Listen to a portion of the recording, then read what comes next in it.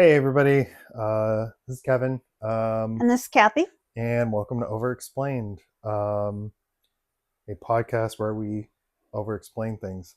Um, so, if you've seen the first episode, you probably already know the topics we're discussing, but just for clarification, or in case you haven't seen that episode, um, I'm going to be kind of discussing the Resident Evil series in chronological order.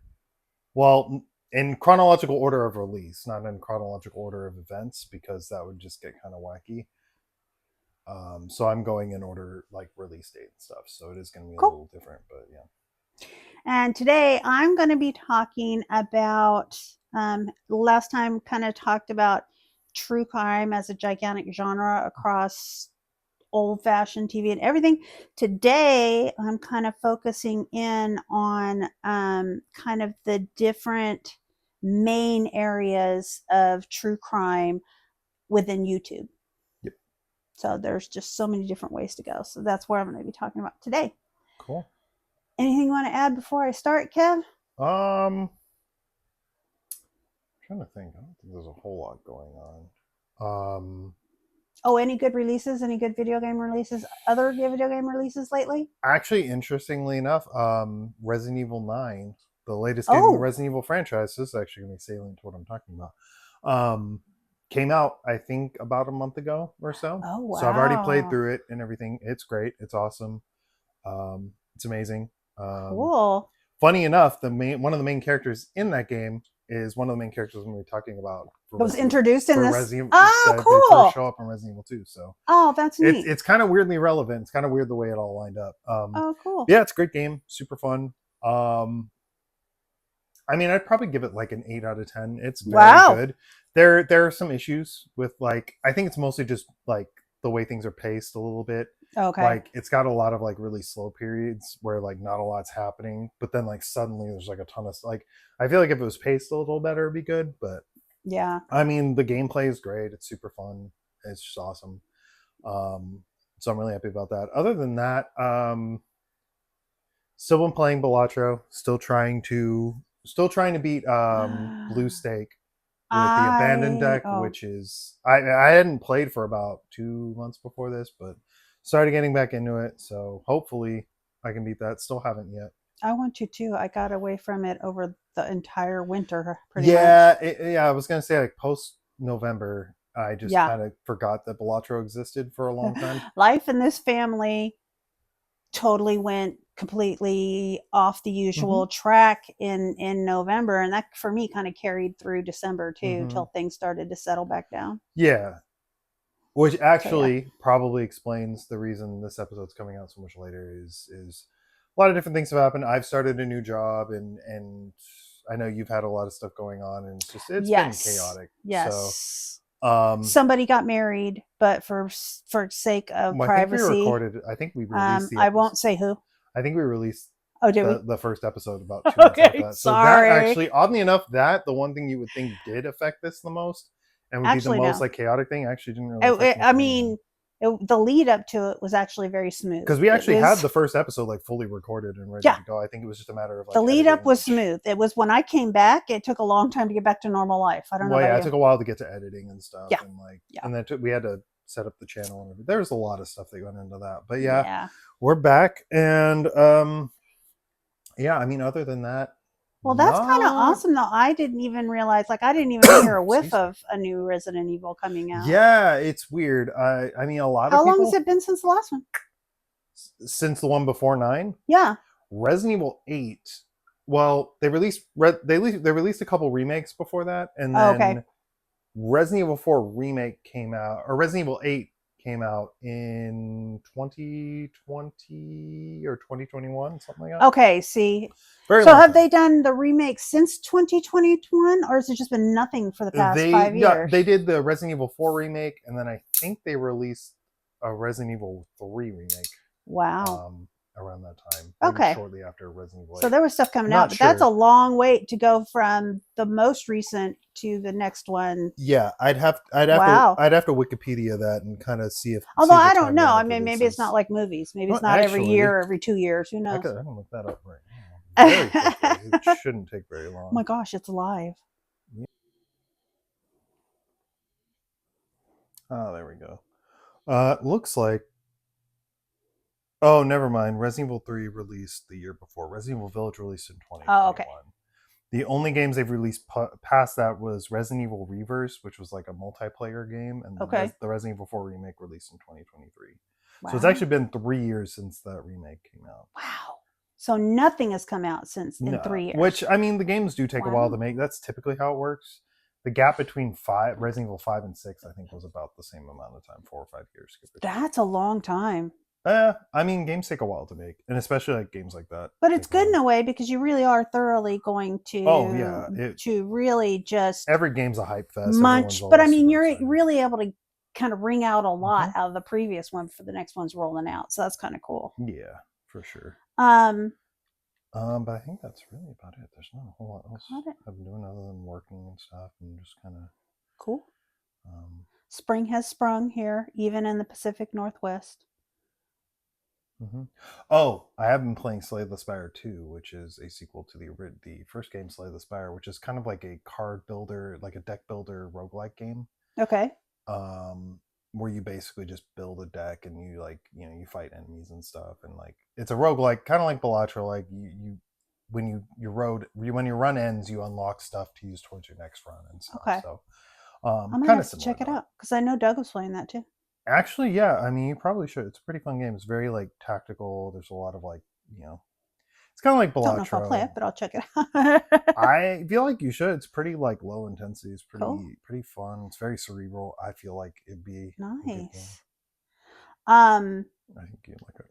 It's also like $20. It's pretty cheap. Nice. So I would recommend everybody pick it up. It's probably cool. Probably one of the best roguelikes I've played since Balatro. Honestly, it's pretty great. Nice. It also has multiplayer, so you can play. You can have 4 players playing it at the Oh, same time. that's really nice. So, Okay.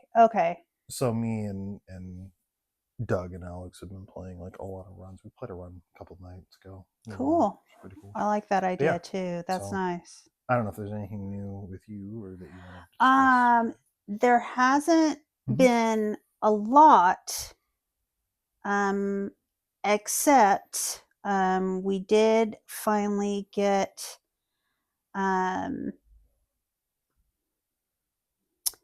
oh no, I mentioned that on the last one. Okay, sorry, never mind. Had to rewind my brain a little bit.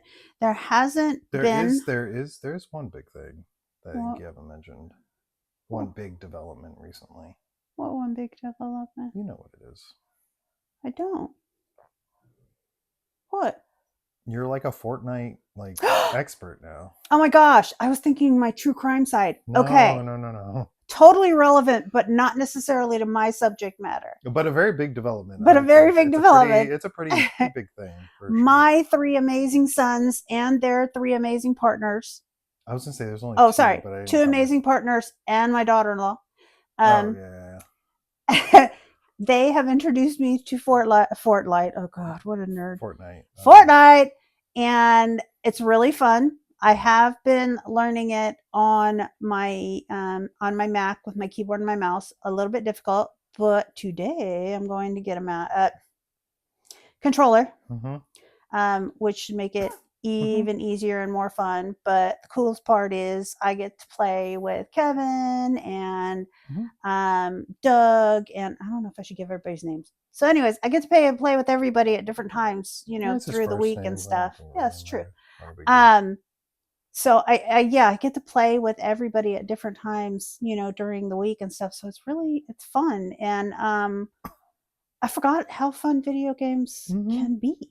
Well, I was gonna say, I mean, having a controller will also like kind of unlock you being able to play like games that are a little lower intensity maybe than Fortnite, that aren't as like hyper competitive. Because I feel like honestly, I feel like you would like a lot of the story driven stuff and a lot of the I totally love that stuff. Yeah. So I mean, that like it just unlocks a lot of potential to do that, because once you learn how to play Fortnite, you'll know how to play a lot of like third person and first person shooters. Oh, that's a good point. The skills kind of transfer over. So. Yeah. Oh, that's a good point. And then the other thing that bounces out of that is it won't be at any time in the near future. But if it continues to be fun and go well, we may end up maybe we'll just try one out as a cool special Like a episode one-off. Yeah. in this podcast of old fogies learning video games, new video games, Mhm. um, with their adult kids, because it's hilarious. At least to me, when I listen to us talking during the game, I think it's hilarious. Them trying to teach me and me, yeah. And so it's kind of funny. Honestly, So like 90% of the stuff you've learned is just by doing it. Like I feel like oh as yeah, you've played, like, and that's kind of how it works. I mean, there are some things like some of the more some of the finer points, but I mean, in terms of yes, movement and stuff, it's mostly yeah. just I mean, doing that's stuff and practice, figuring out how it right? works, Yeah. muscle memory and stuff. But now that I'm starting to get a little, it's kind of fun because like I can actually run and keep up with you guys, and we That's can the other do cool thing about a interactive stuff. controller too, is it's easier to form muscle memory with it because it's just Yeah. it Much more limited. You have like 9 or 10 buttons, and once Yep. you know what they do from muscle memory, you can just kind That of makes you don't sense. even have to Yeah. look down or any of that. Because Yeah. I'm guessing with the mouse and keyboard, you're having to like look down and figure out. Totally. Like, yeah. Even though And I it's can keyboard like typing without looking down. yeah, and Fortnite For some reason, I can't do WASD. yeah, and like Fortnite is definitely not a game where you're gonna get like 3 or 4 seconds to look down and figure No, out. Yeah, so not at I all. think Just me changing from like my med kit to one of my guns seems like it takes an hour and I get dead every time. That's literally like 2 buttons on a controller. It's Yeah, very easy. it's like I don't know why, but it's much different. Mhm. So I'm kind of excited to see how that goes. So yeah, it's super fun. Yeah.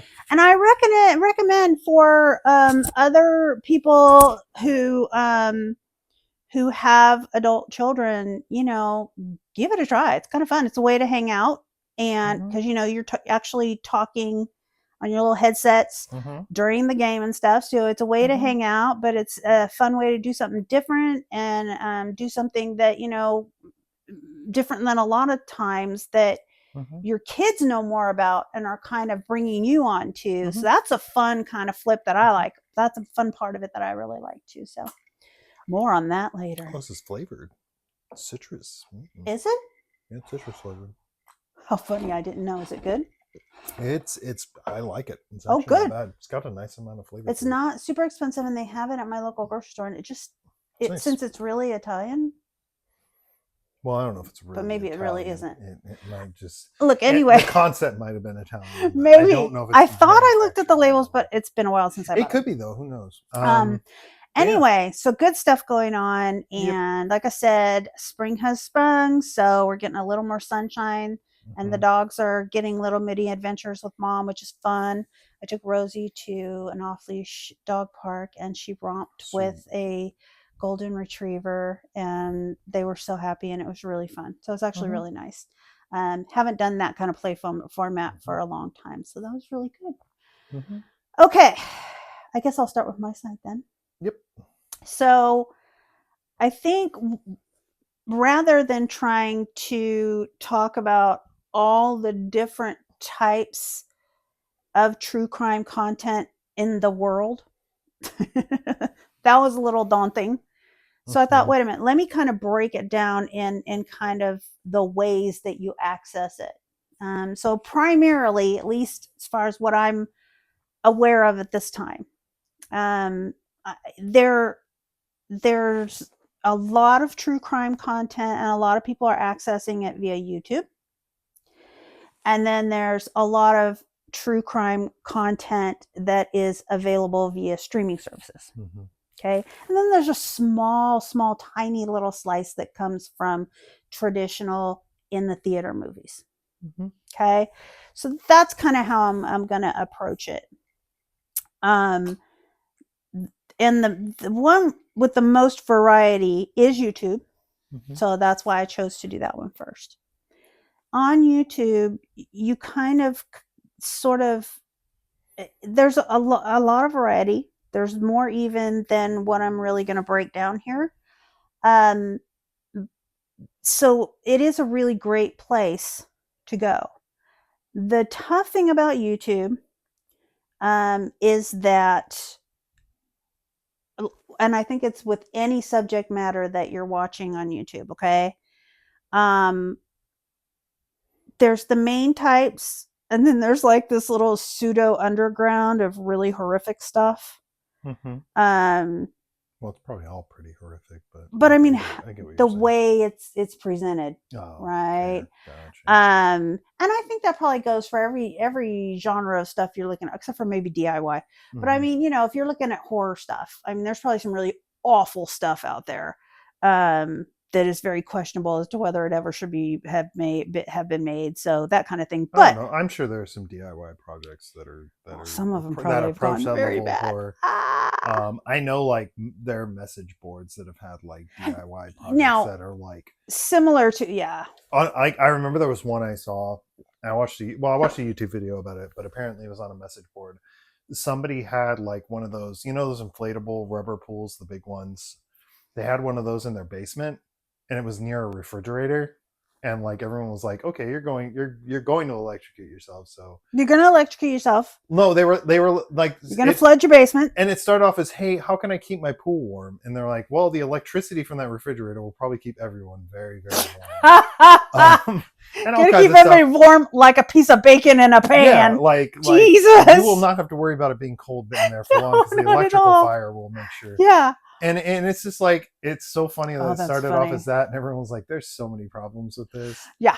And they were just like, "You need to get like a sump like drainer and just get all that out of there." And they're like, even then, there's no guarantee that's gonna fully deal with it. No, it's gonna take a long time to dry that basement. But yeah, no, there's a lot of like weird. I don't know if that's DIY, but like a lot of it's stuff similar to that. Where people but I think that's a good point. As just like if you go to Reddit, we all know that there's a lot of really great stuff to look at on Reddit. Where there's like a deep, dark basement, underground, scary, in Reddit, and you want to stay away from that unless for some reason you really want to go there. Interestingly enough, they also have their own kind of like, it's almost like true crime / mystery stuff. It's yes. called like r/RBI, Reddit Bureau of Investigation. Yeah, and that's solid. It's pretty cool. That's like, pretty actually, solid. I haven't had any problems with the stuff I've read they've legit there. Like solved a couple crimes and stuff. And actually, I mean, there's a few problems with what they call citizen sleuths and how far they cross the line. That's a whole nother issue. But in general,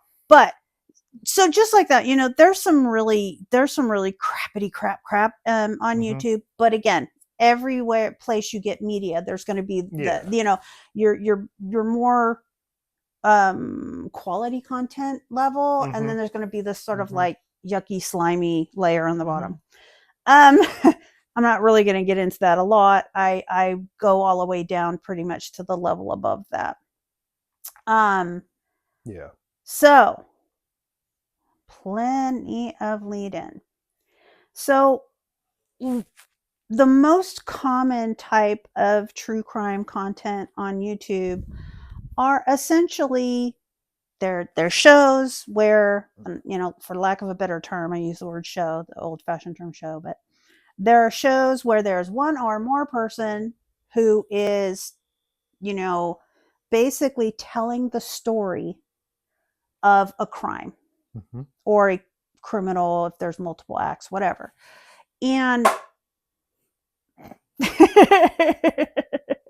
a bottle popped. And so, I mean, that's great. And it all comes out of, the podcasts, audio only podcasts that, really began and got popular, especially during the pandemic. So these are just, the video version of that. The funny thing is, where a lot of the most popular true crime podcast YouTube channels started with is the odd combination of beauty content that turned into beauty content while telling true crime stories, and either stayed that way or then further morphed into just telling true crime stories. I've seen a couple that have discussed like, I think a lot of it is because makeup is inherently kind of just, if you do makeup a lot, you don't really have to think a lot about it. So there's also just a lot of dead air. So and I was going to say, so even like sitting if there in front of a yes, camera doing makeup for like an hour is like, you probably have to provide some sort of content. So I yeah, feel like because you only have little brief moments of, okay, now I'm going to apply the blah, blah, blah. And so also, having while you're something doing to talk this, about, unless you're like doing stuff here, you're even when you could talk. are, there's just little moments. So Yeah. it does lend itself to, Like, I get that, but it's funny. I've seen them about everything from like witchcraft to like just Yeah. drama stories. Lots of drama. A lot of YouTube lots of drama. and some folks have branched into actual full reaction channels from starting with beauty, then beauty, a combination of beauty and reaction, and then on over to action. So that whole beauty combination has actually, birthed a whole lot of different stuff. But it is funny when you stop and think about the concept by itself of true crime and makeup tutorials, basically. The first one that I kind of ran into and watched quite a bit of was Kendall Ray. And she actually started out as a beauty makeup kind of channel. I think back in the almost very beginning of YouTube. And then in 2017, she started highlighting missing persons cases. So you're talking like, are you talking about like Jenna Marbles era, like 2006, 2007? Or okay, not that soon. Are we talking like 2015, 2016? Oh, that's like a little further out. But like, still, it's like Silver Age. Still kind of Wild Westy. It's like Silver Age. It's not gold. It's not the Gilded Age. I feel like the Gilded Age of YouTube was like 2008 to 2011. That was like primo, like the best YouTube probably ever was. But it still was definitely in more of a Wild Westy kind of portion of it. I would say more like just so much stuff changing. I would say it was more like kind of a Renaissance era. Like there was a lot of big changes. I remember that in particular was kind of when they were making the pivot towards like gaming becoming a thing, like video game stuff.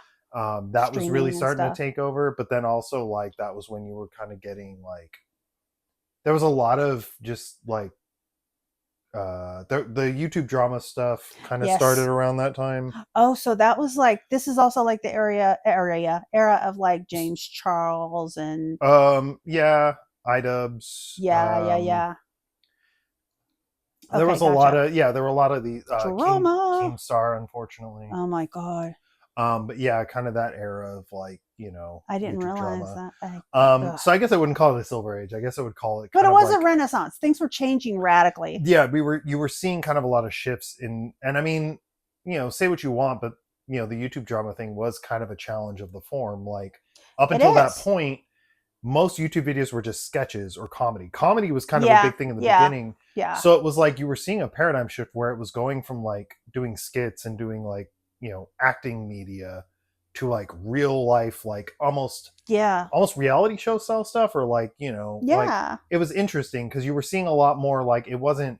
Well, I feel like almost it started at that point. It was a combination of like really bringing in reality, but also kind of doing a pseudo journalistic kind of thing. Kind of, yeah. It was more investigative. There was a lot more. It was becoming. And even when they were presenting, their own life, they were doing it in such a way that it was almost like a magazine format, for lack of a better way to put it. It was almost like a shift from like media, from like fictional media to more non-fictional stuff. Yeah, and more like real. Yeah, not real, but like the portrayal of sort of like a real world, like and for better or worse. Well, I mean they were presenting it as real. Some people would argue. I mean, some people argue the YouTube drama era was like one of the worst. I would argue it kind of gave rise to a lot of really cool stuff that's happened now. But yeah, I mean, it was at the time it was pretty toxic and pretty bad. I feel like it was kind of a sort of an adolescent growing pains. You're right, kind of thing. Yeah, I don't think we'd be where we are now. Teenage phase of like YouTube, where it was like they didn't really know what they wanted to do, so like everyone was kind of just doing different stuff. Yep. And nobody wanted to admit when things were falling flat or offensive. It's also like the rise of PewDiePie and stuff. So it was really mostly just gaming and YouTube drama. So if you were into one of those two things, it was a great era. That's why I think it's so divisive. A lot of people just didn't like it because it's like, if you're not into those things, if you like comedy, if you like music, it just isn't going to speak to you. It just wasn't a thing anymore. So, and that really makes sense within that contents that the beauty, which is also been very closely tied to drama, the drama era, but also current drama channels. Kind of, the beauty side birthing the true crime Yeah. channels from there. Right. But what I really like about Kindle is that she started presenting it because of her concern about missing person cases, particularly missing person cases that are not getting much attention in traditional Or like media. cold cases, probably stuff. No, that's I really had more to do with anybody who was missing that wasn't female and white. Fair. And that is totally real in mainstream media. Mm-hmm. It was then, and unfortunately, it's a little better now, but it's still a problem now. Yeah, absolutely. So I really love that. She's very, very victim and survivor focused and respectful. Mm-hmm. She also has her and her husband that she works with now have created a foundation called Higher Hope. Mm-hmm. And they actually provide direct financial assistance to crime victims and their families and survivors, and also to other nonprofits that are working in the victim advocacy space already. They will provide grants to them too. So that's humongous. Like, that's a really big thing to bite off. And I think that's a big advantage of true crime stuff getting popular on YouTube is the ability to raise money directly for these exactly funds. A lot of like true crime TV shows like Investigation Discovery, they weren't really doing much to help with that. Truly, they were just making money off of it. And so like here it's like, you know, sure they get money from advertising, but I mean they're also able to fundraise and make I think money that's to the help big causes difference and stuff. between the YouTube creator mindset and kind of community. It's not as corporatized, is which that I think helps even a the lot. ones that have insanely large amount of viewers, and they certainly do, and I'm sure that they're making a good living. I hope they are, but they want to pass it on in a really tangible way. Yeah, I'm sure. Not only are they providing, all this, all this exposure to cases and to missing person, crime cases and missing person cases that aren't getting, the exposure that they should in traditional media, but they're actually taking some of the fruits of their labor and directly putting that into their foundation and getting it into the hands of victims. You can also literally, I mean, if you have a YouTube, you can just do fundraising events. You could do live streams to make money. I mean, there's so much. It's just really neat that there's they so much stuff that like a syndicated TV show wouldn't be able to do. Or wouldn't want to.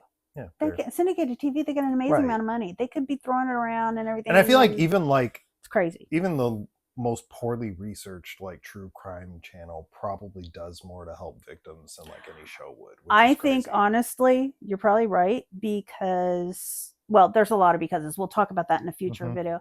But I really like how she presents it as well. She just is a very good she comes across really well. Everything from her facial expressions to her tone of voice to her cadence to how amazingly well researched her videos are. Any ancillary pictures or things like that, it's just really well presented. Not flashy, just really, really solidly well presented and interesting. So she's definitely one I really, really like as far as the beauty into true crime. Another one that I like, I guess, it seems a little more problematic, but not in a huge way or anything, is Bailey Sarian. I hope I'm saying it right. I've heard it pronounced a different way. I've heard it pronounced Sarian. I've heard it pronounced Sarian. I apologize. I'm going to say Sarian. My wife watches her stuff. Or used to. Cool. Doesn't watch it as much, but used to for sure. And was already a professional makeup artist, so getting into YouTube and the beauty sphere, perfect match, right?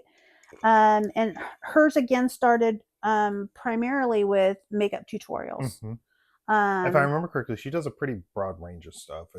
There is some true crime, but it is several. Also like, she did one about like what flying was like in the 60s and 50s and stuff. I think she's done a bunch of different videos, but yeah, her main focus is like true crime stuff for sure. Yeah, and she has a really fun, I shouldn't say fun, but it is. She has a very interesting and engaging and entertaining way of presenting that's good.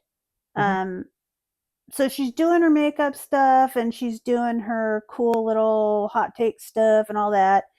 And She also has then kind of like a goth aesthetic, which I think works she well for totally like true does. crime stuff. She kind of She has that totally like does, creepy, like spooky which kind is of fun. vibe. Yeah, it Um, works. and again, like Compliments. I don't have any problem with having a goth aesthetic and presenting true crime, as long as presenting the true crime, you're doing it in an accurate and respectful way. I mean, Mm-hmm. that's fine. It's not like the goth aesthetic is somehow bad, and I think a lot Right. of people really think Right. that. Right. But Yep. um, then what happened is the Shanann, Bella, and Celeste Watts murders Mm-hmm. occurred, and it really, really shocked her and Mm-hmm. really hung with her, resonated with her. So she started digging into it because she really basically just wanted to figure out how a husband and a father that looked picture perfect from the outside Mm-hmm. could murder his entire family. I mean, spoiler alert. That's every true crime. That's like half the true crime. Is it's always Oh, like I think, there's yeah. always like the monster I married kind of thing. That Honestly, trope is kind unfortunately, of yeah, yeah. it's. I guess I wouldn't call it a trope because it's actual events, but like it's a very common thread. I think it's a very I think other than serial killers, most of the time, it seems like it's usually that a lot of people the time. don't see danger and violence coming from the people. They may see Or they things that they ignore it, think are odd. or sometimes people just ignore it and think Sometimes people ignore it, but sometimes, you know. especially when you see them from outside, like a neighbor or a coworker or Mm-hmm. something, you're just not close enough to see the signs, the red flags, Oh yeah, right? for You're just sure. not seeing them. Yeah, for sure. But So, yeah.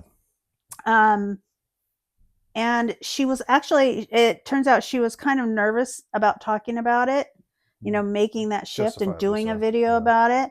Well, especially about Um, something that relatively recent. I mean, yeah, and it's so different. big and so Yeah. horrible. And so she Mm-hmm. thought, you know what? I'm just gonna. I think she actually tried to do some filming, just her talking. She was just really nervous. So she goes, I'm just going to go ahead and put makeup on while I'm doing it. I'll have Okay. something to do with my hands. I'll have that. And I think Yeah. I'll just naturally Well, it's feel also just comfortable. what she does. Like, so And yeah, I it think totally like linked in, it would right? be kind of weird to have a video of her just sitting there talking about it when And that's that I think was not part of her how. nervousness, right? Yeah. So Yeah. she was worried that people might get weirded out about the combination, but actually it turned out to be really, really popular, like crazy Mm-hmm. popular. Mm-hmm. That video alone, that first one she did with Mm-hmm. the crime, it now has 10 million Which is views. crazy. I think most of her videos do kind of hit close to 1 million They a do. lot of the time, but I mean, because But she has can a you pretty big, imagine? yeah. It's that definitely seems like a an outlier for sure. I mean, yeah. And I think it is because the Mm-hmm. story really, I think it hit everybody who heard about it deeply. Mm-hmm. Um because it was so shocking, and it wasn't us talking about something that happened 20 years ago. This was like very recently, and it's hard to believe that somebody could do that in current times. It really is. um and so, because she made that transition, she's actually talked about, that she's aware of those kind of the major concerns of doing presenting crime content, which is, being respectful to the victims and their stories and their families, um, and not glorifying the perpetrators, Mm-hmm. um, and being as accurate as possible, and Yeah. including as much information to, Mm-hmm. you really want to be respectful of that story, Right. because it isn't a fiction story. Right. um, Mm-hmm. so she said, now that her channel's grown, I do feel like I have more responsibility about what I say, so my approach has been to focus more on the killers and not mention so much the victims or show pictures of them. And she says, I feel like I can't speak for them unless I'm speaking to them directly. They've lived such long lives. Why be remembered for this one thing? Mm-hmm.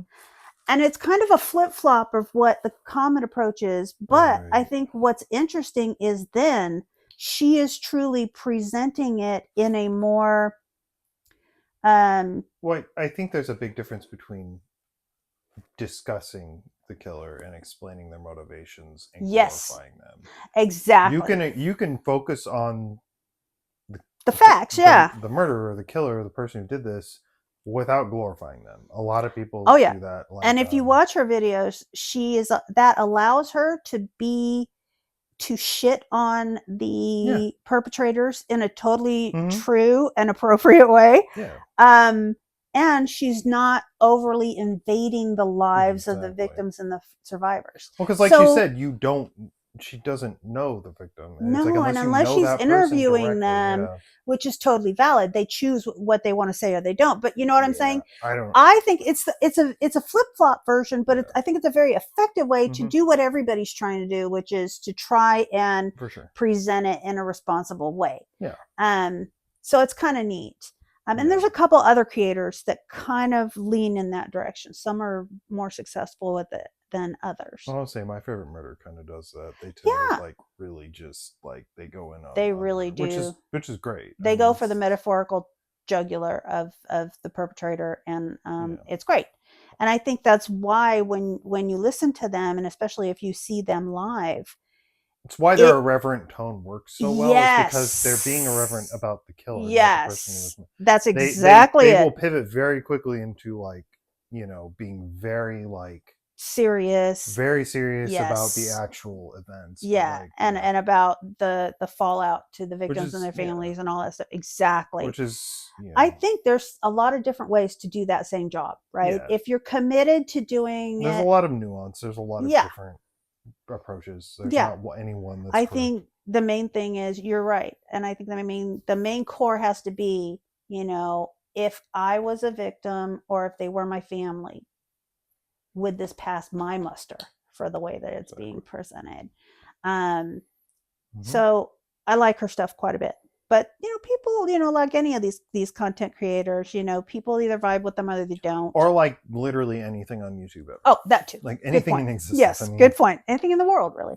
And the last one, kind of in the odd combination realm, is Stephanie Sue. Now there's been bits of controversy back and forth about her too, but she started out doing, I hope I say this right, mukbangs. I think it's mukbang. Mukbang. Okay, it's one of those two. Yeah. So it's the eating videos. Yeah. It's the big amount of food presentation eating videos, which is just that like. That, I don't know. Like there are a lot of things that like on YouTube that I can kind of like rationally be like, okay, I can see why this has an audience. You know, like makeup tutorials, like yeah, there's an audience for that. Gaming stuff, yeah, there's an audience for that. Discussions about, you know, historical like ship accidents. I'm sure there's somebody out there that's into that.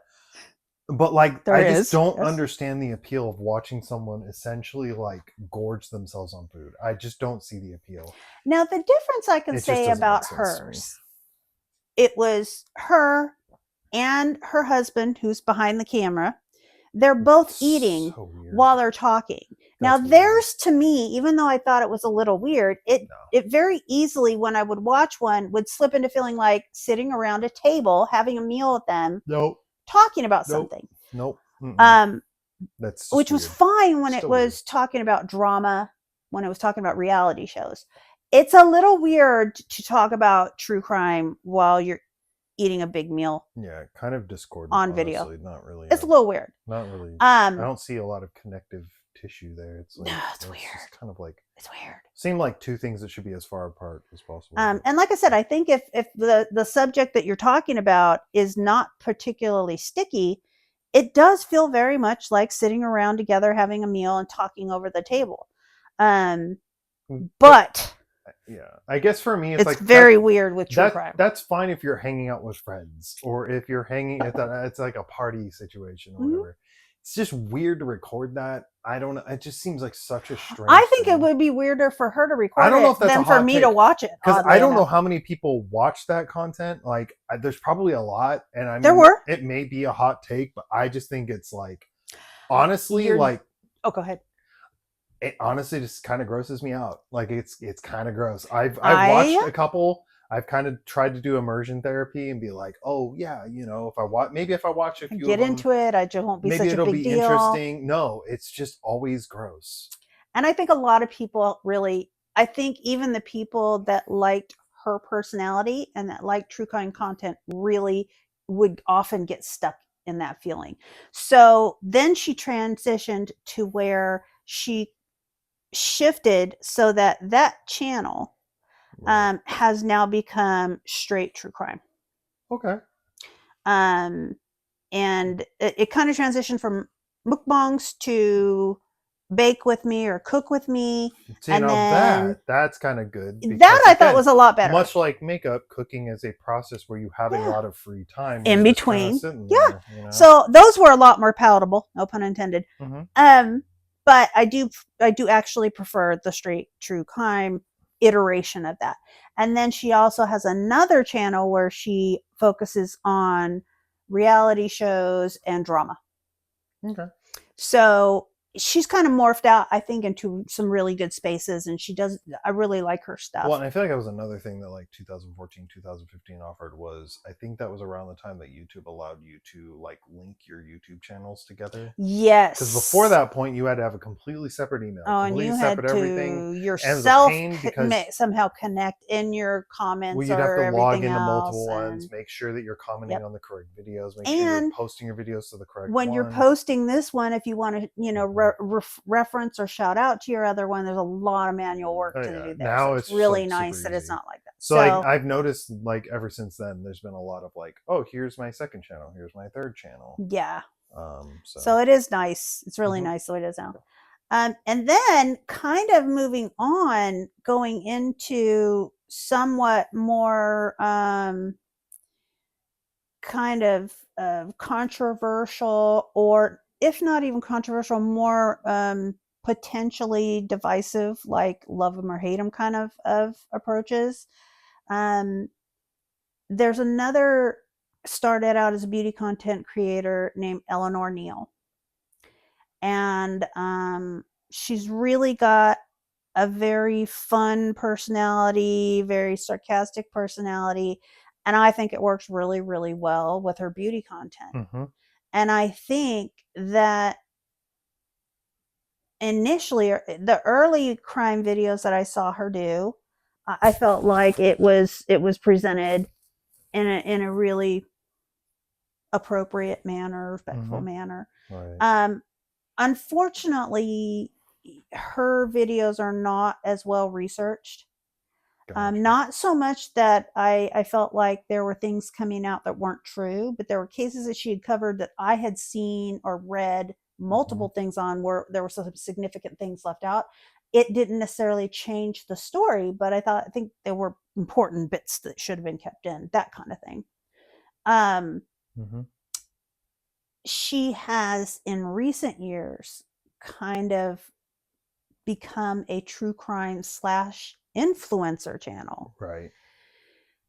which is a really turns out to be a very dicey combo to try and do. Mhm. Um, Especially since the whole influencer thing is crashing and burning in a spectacular way. And I'm not mad. I personally, hot take on my side, I'm not mad about that. I don't even think that's probably the coldest take you can have. I think Sorry, everybody's pretty much cold done take with by it. now. I mean, like even people who were fans of influencer culture are just kind of like It's it's it awful. just it's very out of touch, and I think that's the Mm-hmm. big thing. It kind of always was, but I think now like Mm-hmm. it has reached kind of a boiling point where it's like see because like 4 or 5 years ago some people could have lived that life and kind of related to Mm-hmm. that, but it's like over time it's just Yeah. there's like It's you kind of know like this. If you present another subject matter, um, your subject matter is going to be able to go with the ups and downs of the mhm, political climate in the world and in each mhm, specific country, the financial, economic ups and downs that go in the world. But influencer culture is the one thing that does not at all. nope, So when we ran into tough times, especially in the US these past 5 or 6 years, Mm-hmm. it became glaringly And I think obvious. actually this year in particular, I mean, there really isn't much of it anymore. I Well, mean, yeah, 2025 I think was the year that they were all ready to explode, or they were literally mhm. exploding all last year. Yeah, it really seemed to More come like an to a implosion. It was very quiet. Like, it's not like I yeah. noticed like suddenly like there weren't as many like influencer They like just channels like died. just Yeah, kind of just didn't they exist just anymore. died, and you did see some like commentary channels, some drama channels, some Mhm. reaction channels Right. going, what has happened to influence our culture, so you could kind of get a sneak peek But into the like what fact the that heck you is going needed on a video to explaining say that where that did died off, everybody go. yeah, Yeah. it's very like Game of Thrones finale. It just feels like Yes. it was such like because influencers were like just such a huge part of life, Oh my and then like gosh. no one talks They about it just anymore. It like, just doesn't exist. so it It's was like it very didn't even happen. interesting. Yeah. Yeah, And what she ended up doing was kind of shifting into a true crime slash influencer which is about 2 years, 3 years before everything that's died on that side. wild. That's crazy. So it really, she got a lot of, wow, that's not appropriate. Wow, that's really tone deaf, all that kind of stuff. I mean, to be fair, we are podcasting well after I think the bubble's about to burst on that. But the cool thing about that is if people are watching your stuff, then it kind of doesn't matter, so If you're doing stuff that's not influencer yeah, focused, if it's working, it it's can working. It doesn't survive. matter what genre Yeah. or what media you're So using. she was already starting to have a lot of her diehard fans be like, "What are you doing? You're getting all weird and influencey, and this is not how you used to do Mm-hmm. your shows. This is not how you used to talk about crime. I don't know if I Right. like this." Mm-hmm. And then, late last year, she announced a her UK tour, Mm-hmm. and the tour is actually happening this year. I think the first dates are actually this month. Speaking of tours, did you hear about Justin Timberlake getting pulled over for a DUI? Oh my gosh, yes, I am. And like, Do you know who I am? No. No. oh my, It yeah, was it was awful. so sad. I was For like, those of you who watched it, I wasn't going to watch it, but I couldn't help it. True crime me, I had to watch it. because like, here's my It was thing. so Here's my awful. thing. I can like, there's no universe where that person does not recognize who Justin Timberlake is. I just don't see that being like I can't It's see a really like interesting that you say that, because I like watched it and I went back and forth. So then I watched it again and I still am not like I 100% I sure. 100% guarantee you that cop immediately knew who he was and was just like Really? I feel Because like I he had to thought have been messing with initially, him. but then I started thinking maybe because of the Well, location and the context and everything, maybe not. And they see a lot of people. well, Maybe you've seen well, people that look like him my before. theory is, I mean, because I would have to assume he was in LA, right? Like that, like No, he was actually like in the Hamptons or Connecticut or something like oh, okay. that. Yeah. Well, then, like my guess So is definitely not. right, but my guess is like you know you're probably trained like if you pull over a celebrity you're supposed to just go through everything and Oh, I pretend you agree. don't know And them that's why I wasn't because sure, right? so I'm like pretty sure he knew him but like he had to kind of maintain that protocol so like he had to be like But I so he was couldn't be looking like for oh you're Justin Timberlake he had to be like who are you I was looking for voice so cues. I was looking for everything, because that cop, so if funny he though knew, he was almost convincing, because I really questioned it back and forth, watched it again and questioned it so back and funny forth.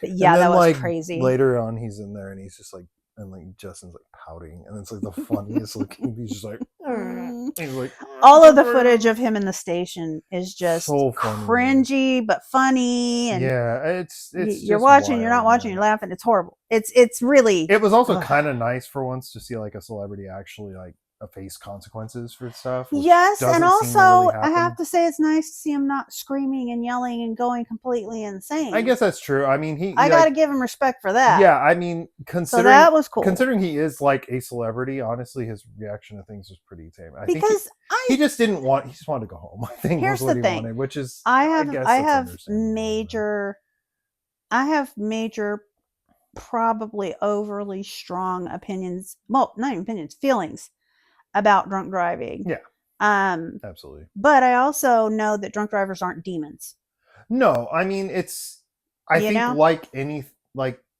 like any crime that you could commit that isn't like violent, it's just a bad decision. It's a series of just Yes. crappy decisions that lead to you doing something. And there's that, different you know, levels, right? Yeah. If somebody gets one DUI in their life and they make changes and they never do Yeah. it, I do see that differently and that person differently than somebody who's had 7 DUIs Right. and has had crashes and hurt other people. Right. So there are different levels to it, and I Right. respect that. For sure. But It I'm not going to feel sorry for Justin. I mean, you don't need I'm to. not. I'm not. He probably has more money than God at this point. Um, Honestly, he on he the other probably hand, doesn't care. He I'm probably also forgot it happened. I'm also already. not going to demonize the guy, and I have to give him credit for being a Yeah, decent human being. I do just feel kind of bad. Like I can't Just imagine. so bad. Imagine you have a music career for almost 2 decades. Probably more than that, actually, because I think he's still making music, I guess. Oh, yeah. I mean, I haven't heard a new Well, I don't know if he's Justin. making music, but he's still performing Yeah, and like I can't and imagine just producing doing and that. all this other stuff. Just being one of the most prolific like pop stars in like the like 21st All of century. those, yeah. And then like having some random cop in Connecticut just completely I like think it's like Connecticut or like having yeah, them rural completely New just York or something, just I don't know. neg you completely. Oh, it and was, be like, and I not don't know just who you neg are. you, It's like but that's neg you crazy, bro. It's all the insane way work. up until you tell him who you literally tell It's- him who you are, and he says, "What? You're Justin Bieber?" I mean, come on, it's just like yeah, it's just yeah. Like, That's the point where I'm like, maybe he is playing him. I don't know. I feel like he had to have been. Like, I mean, I feel like he absolutely had to have been. There's no way. Like, I mean, even if you've lived under a rock, you probably know who Justin is. And it doesn't matter what. Again, though, look at what he looks like in that car, and think about how many hundreds. He looks like Justin Timberlake. No, I know, but think about hundreds of thousands of white guys that guy must see in a year. I mean, in Connecticut, yeah, you probably do see a lot of white. So I'm kind of sitting there going, he may have seen guys that looked a lot. That's a fair point, I guess, but I Justin don't know, Timberlake. Man. I prefer to believe that he knew oh who he God, was. Oh geez, it was so bad. And I mean, and then like I think what further lends credence to that is his logic was probably like, I can just pretend I don't know this guy, and he's so drunk, he's probably not even going to pick up on it until like no. At some point, it's going to come out, whatever. But again, I'm going to treat him so like anybody else that I am doing the right thing. We got so wildly out of the weeds. I know we did. Sorry. That's part of the show. But so she announces her tour with Instagram, TikTok, and Facebook post videos. Facebook? Really? All right. I'm pretty sure it was cross-posted on Facebook. Yeah, I saw it. That's wild that people still whatever. Use Facebook. Maybe it was just cross-posted from TikTok, or Instagram, TikTok. TikTok. Okay, Grandma. But anyway, it was a video of her. Okay. Yes. And I watched it, and I watched the parts of it that are still up. They edited the worst bits out, but she sounds like and she looks like she's announcing a music tour. Also, here's a little hint: if you ever think about like making videos or making like media at all, you usually want to edit before you. You usually don't want to like post something and then a week later be like, "Oh crap, we got to fix." Wait till you listen to this. This is what kills me about it. Usually not how it works. I mean, so basically, what she did is she said that we're gonna have so much fun. It's gonna be a night full of fun surprises. We got a true crime murder bouncy house. Honestly, that was so the vibe. Bottles. That was so the vibe. Or like we're gonna have a serial killer beer pong table. Kind of like that. It had that feeling. Okay. And so we got the Jeffrey Dahmer themed like bog machines, bro. It was bad. We got Diplo. He's going to be playing. That's going to be sick. So I wasn't able to find the original is video. Diplo still popular? No, that was like 2012, 2013. I feel better that you referenced Diplo than me though. So that's cool. That's a nice change. But here's the thing. I am pretty sure that the video that is available now is the exact same video, but just with those bits edited out. God, I wish they hadn't edited because it. Here's the possibility. Okay, and everybody, please go watch it. Let me know what you think. Let us know what you think. But the video now still has the exact same energy that is described in the articles about this. It just doesn't say these specific things. Okay, So, And the dress code is you got to dress up like your favorite serial killer. It's like, okay, like this seems and I'm not sure vaguely because it's disrespectful. kind of But, hinted, okay. it's kind of sort of hinted to, but not quoted, that it was presented very much as like a girls' night out Yeah, I don't. experience.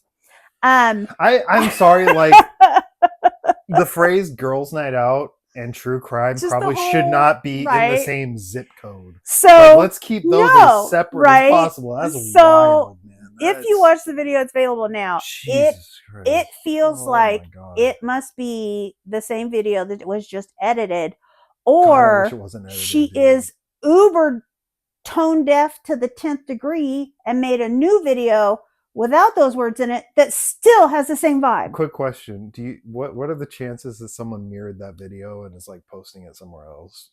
I guarantee you, at least a few people Kevin, have done I it. really did hunt, and I don't know all the back It seems like it back must have rooms happened of pretty everything, fast then, because if but you I went from think seeing the first one to seeing that one in the same day, probably happened pretty no, quick. I didn't get to see the first one. That's what I'm saying. No, Oh, I dang. dug and dug and dug, but it came out in November. So I think that probably her people have been able It's to a scrub it shame, because pretty that would be well. like the funniest thing. Oh, I tried. Because I can imagine like the parody videos people I would make. even Like, went into Reddit to see if I could we need find to a give the link or internet a something. copy of that and let I them just know. run hog wild on it. Let But them absolutely just like I do recommend that you edit the hell out go of it. and look up the current video announcement on TikTok or Instagram for God. Eleanor Neal's It's 2026 not going tour, to be as funny though. and tell me what you think, how you feel about the announcement, as it is now, which isn't even the quote That's a unquote good bad idea. one. Because Okay, like, I really want to know. Don't look yet, Kevin. I just want to see the original one so bad. I know, 'Cause, me like, too. dude, And if I can, trust me, I will be digging in the background, and anybody who might have it or link to it. if it was in November, it's probably long gone at this point. It's But probably somebody hated it enough to where they yeah, saved but it. I mean, the thing is, by that time, I feel like multiple people will have mirrored the video and posted it elsewhere, and then it got taken down, and they just gave up. I don't know, but somebody saved it. It's Because sitting on if you get enough somebody's. like if you get more than like 2 or 3 takedowns, you're probably just going to It's give up at that sitting on point. somebody's external hard drive because they Right, hated it so but much. it's not going to see the light of day anymore. 'Cause people are either going to forget about it or delete it. Well, So you never it's know. whatever. Somebody might It's watch fine. our show and go, "Oh my god, I can't believe I have that." That would be wild. It would be amazing. So I don't know what that crossover looks like or if that even exists, but hey, if there's some crossover there. The tough thing is that, prior to her shift in tone these last few years, one of the things that people really liked about her was even though her presenting the true crime was entertaining and everything else, that she seemed very kind and very caring about the victims, and the survivors prior to that, and that it's been more of a recent thing. I did not see much of anything of her response to the criticism to this. And I found that interesting. But I'm going to kind of keep an eye out for that too. So that's a little bit like, and does she have like a manager, or is she just manage well, her own here's stuff? the interesting 'Cause thing you was bring. gonna I say, love that you bring this up because that came up. I was wondering about it, and then it 'cause, came like, up in one of the articles, and I dug a little further. it seems like too much of a tonal shift for it to be her She decision. used to have a separate manager, Okay. apparently. Well, And then a few years ago, when her tone started to shift, she created her own management company with her ex-husband, I believe. Weird.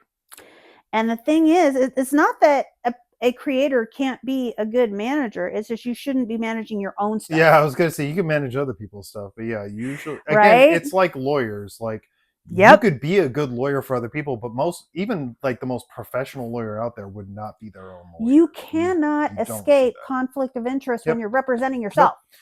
So you absolutely, I mean, yeah, and yeah, so that's nuts. Like, because here's the thing: like, you're not going to be able to manage yourself. No, you're not. And even if you ostensibly assign one of the other management professionals to you, right, you're still their boss. Yeah. Conflict of interest is still there, very strong. So that's one of the kind of a good example of how things start to kind of get a little murky in this world. Is when a creator in one way or another shows insensitivity or not being aware of what the viewers want to see and don't want to see, and Right. those kind of things, right? Yeah. So then we kind of come into sort of the more modern versions of YouTube true crime.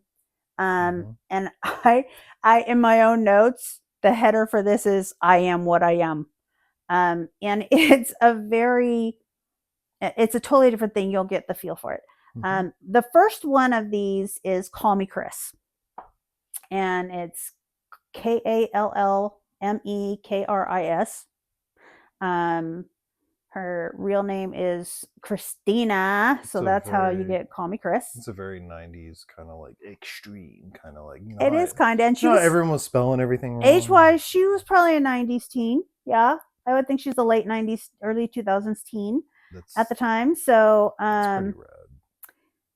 And she's a Canadian YouTuber and TikToker. Nice.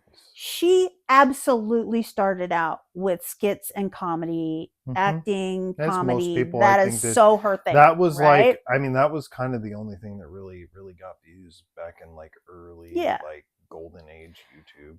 And then she also at the time was a professional hairstylist. So she was hairstyling as her main job, and she was doing YouTube because she wanted to somehow get into the acting comedy world. Yep. And YouTube was just starting to kind of really look like a good way to kind of, it was a good stepping stone. Yeah. I mean, and I think it was a good choice for her. A great I think it was a good example choice. of that is like Rhett and Link. Yes. Rhett and Link started off very, very small, very grassroots, kind of started strictly on YouTube. Yep. Kind of like the Try Guys before the whole. Yeah, Good Mythical Morning turned exactly. into like I think they have like a show now, like an actual like show. I think they have a couple. They have a production company. Yeah, they're huge. That has now. a tremendous amount of a tremendous number of shows and projects and stuff. Love those guys. Oh, super I think cool. they stopped doing their. I think one of them. I think they're both. Sorry. But they might be still doing one of their shows. I think they're also both from like North Carolina. I think maybe. I think they are. I think so. Either Rhett I think or Link. Rhett is for sure. Rhett is for sure. I think Link is too, though. But I think maybe he originally might not live there now. One of those kind of things. For some reason, I think he lives in Nashville or something now. But I'm not sure. Oh, he might live in Tennessee. Not 1,000% sure. I think that. I love those guys. They're awesome. Great. But crazy that they're still doing stuff like because they've been around since like the mid 2000s. And now they're like middle-aged dads, and they're fucking hilarious about that. They're it's like really fun. I think they're about maybe a little bit older than me. And I still love watching them compare fast foods and shit like that. It still makes me. Oh yeah, I mean, still love that really, really kind of basic stuff. So she was doing the comedy and sketches, and then she kind of started including unboxing. That was content. That was another thing that around the 2010s to 2015s during that like Renaissance era. Well, I think it either was birthed from influencer culture or vice versa, or they just were born at the same time. No, I was gonna say unboxing. I think led to kind of influencer stuff because it then was like showing off all the stuff they got. The unboxing was kind of the whole idea was to allow people to live vicariously through that. But then that gave. But what I also like is it allowed people who are more hesitant about buying things. You could watch them unbox it and figure out how it works. And that was the big problem with influencer culture was it was too hard of a pivot in. It kind of played telephone with what unboxing was supposed to be because it took the wrong thing. You're right, because unboxing was supposed to be we're all alike. I got this thing. Check out my new thing. Yeah, it was like.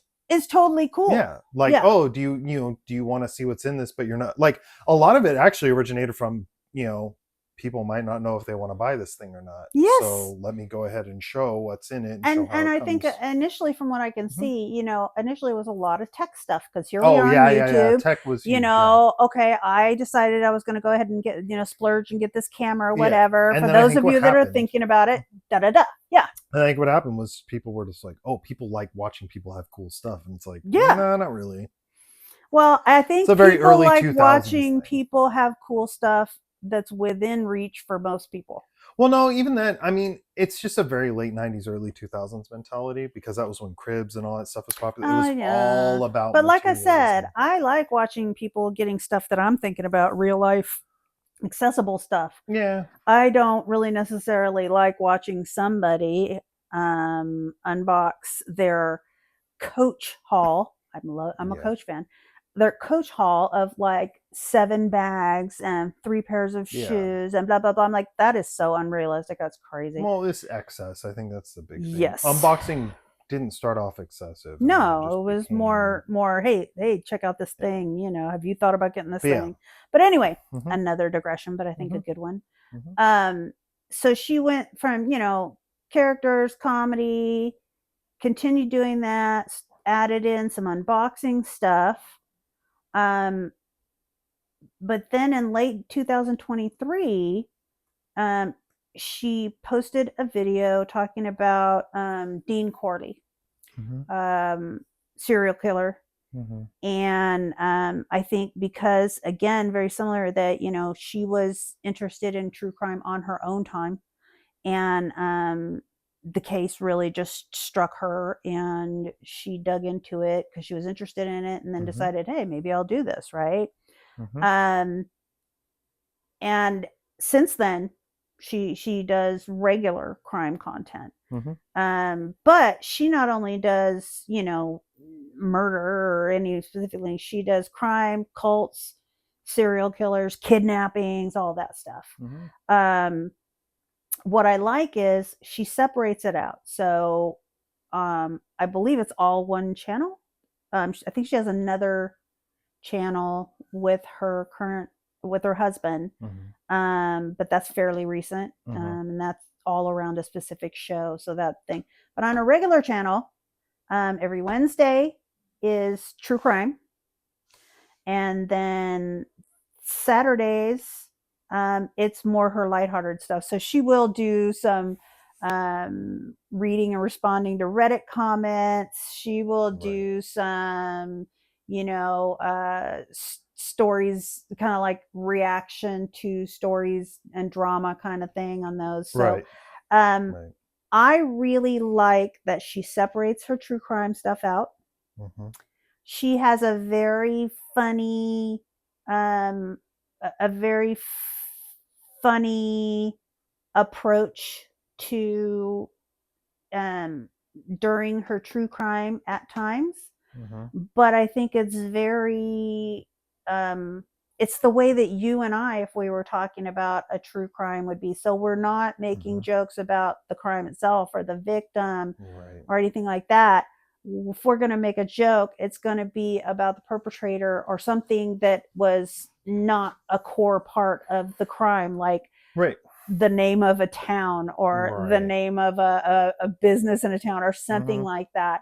So I think she's very appropriate when she is humorous. She is very, very much victim sympathetic and focused, and she is very happy to rip to shreds a criminal, which I also appreciate. She is much more irreverent than any of the others that I've discussed before, but I personally feel like it's done in a very appropriate way. So edgy, but respectful and appropriate. I do think that there's probably going to be more divisiveness in how people feel about like her content versus any of the previous ones, with the exception of Eleanor. And then there's another one that I really just recently started watching. And her channel is Bows versus the World. And she actually started out as a comedy performer, content creator with Smosh. And then after Smosh, she was doing her own. Well, she really left Smosh to get into talent management. Well, I mean, I feel like Smosh seems like kind of more than anything sort of a springboard for that. I think it is for a lot of people. They've cycled through a few. So instead of her going directly from performing in Smosh, she wanted to get into management, to the behind the scenes stuff. But that wasn't really a great fit for her. And then so she kind of, even as all that was happening, she was starting to get into the YouTube creation on her own, on the side. And that's how she kind of developed her channel. I think, I really, I wrote a bit, I read a bit. Well, I researched, then I wrote a bit, and I'm like, no, I didn't.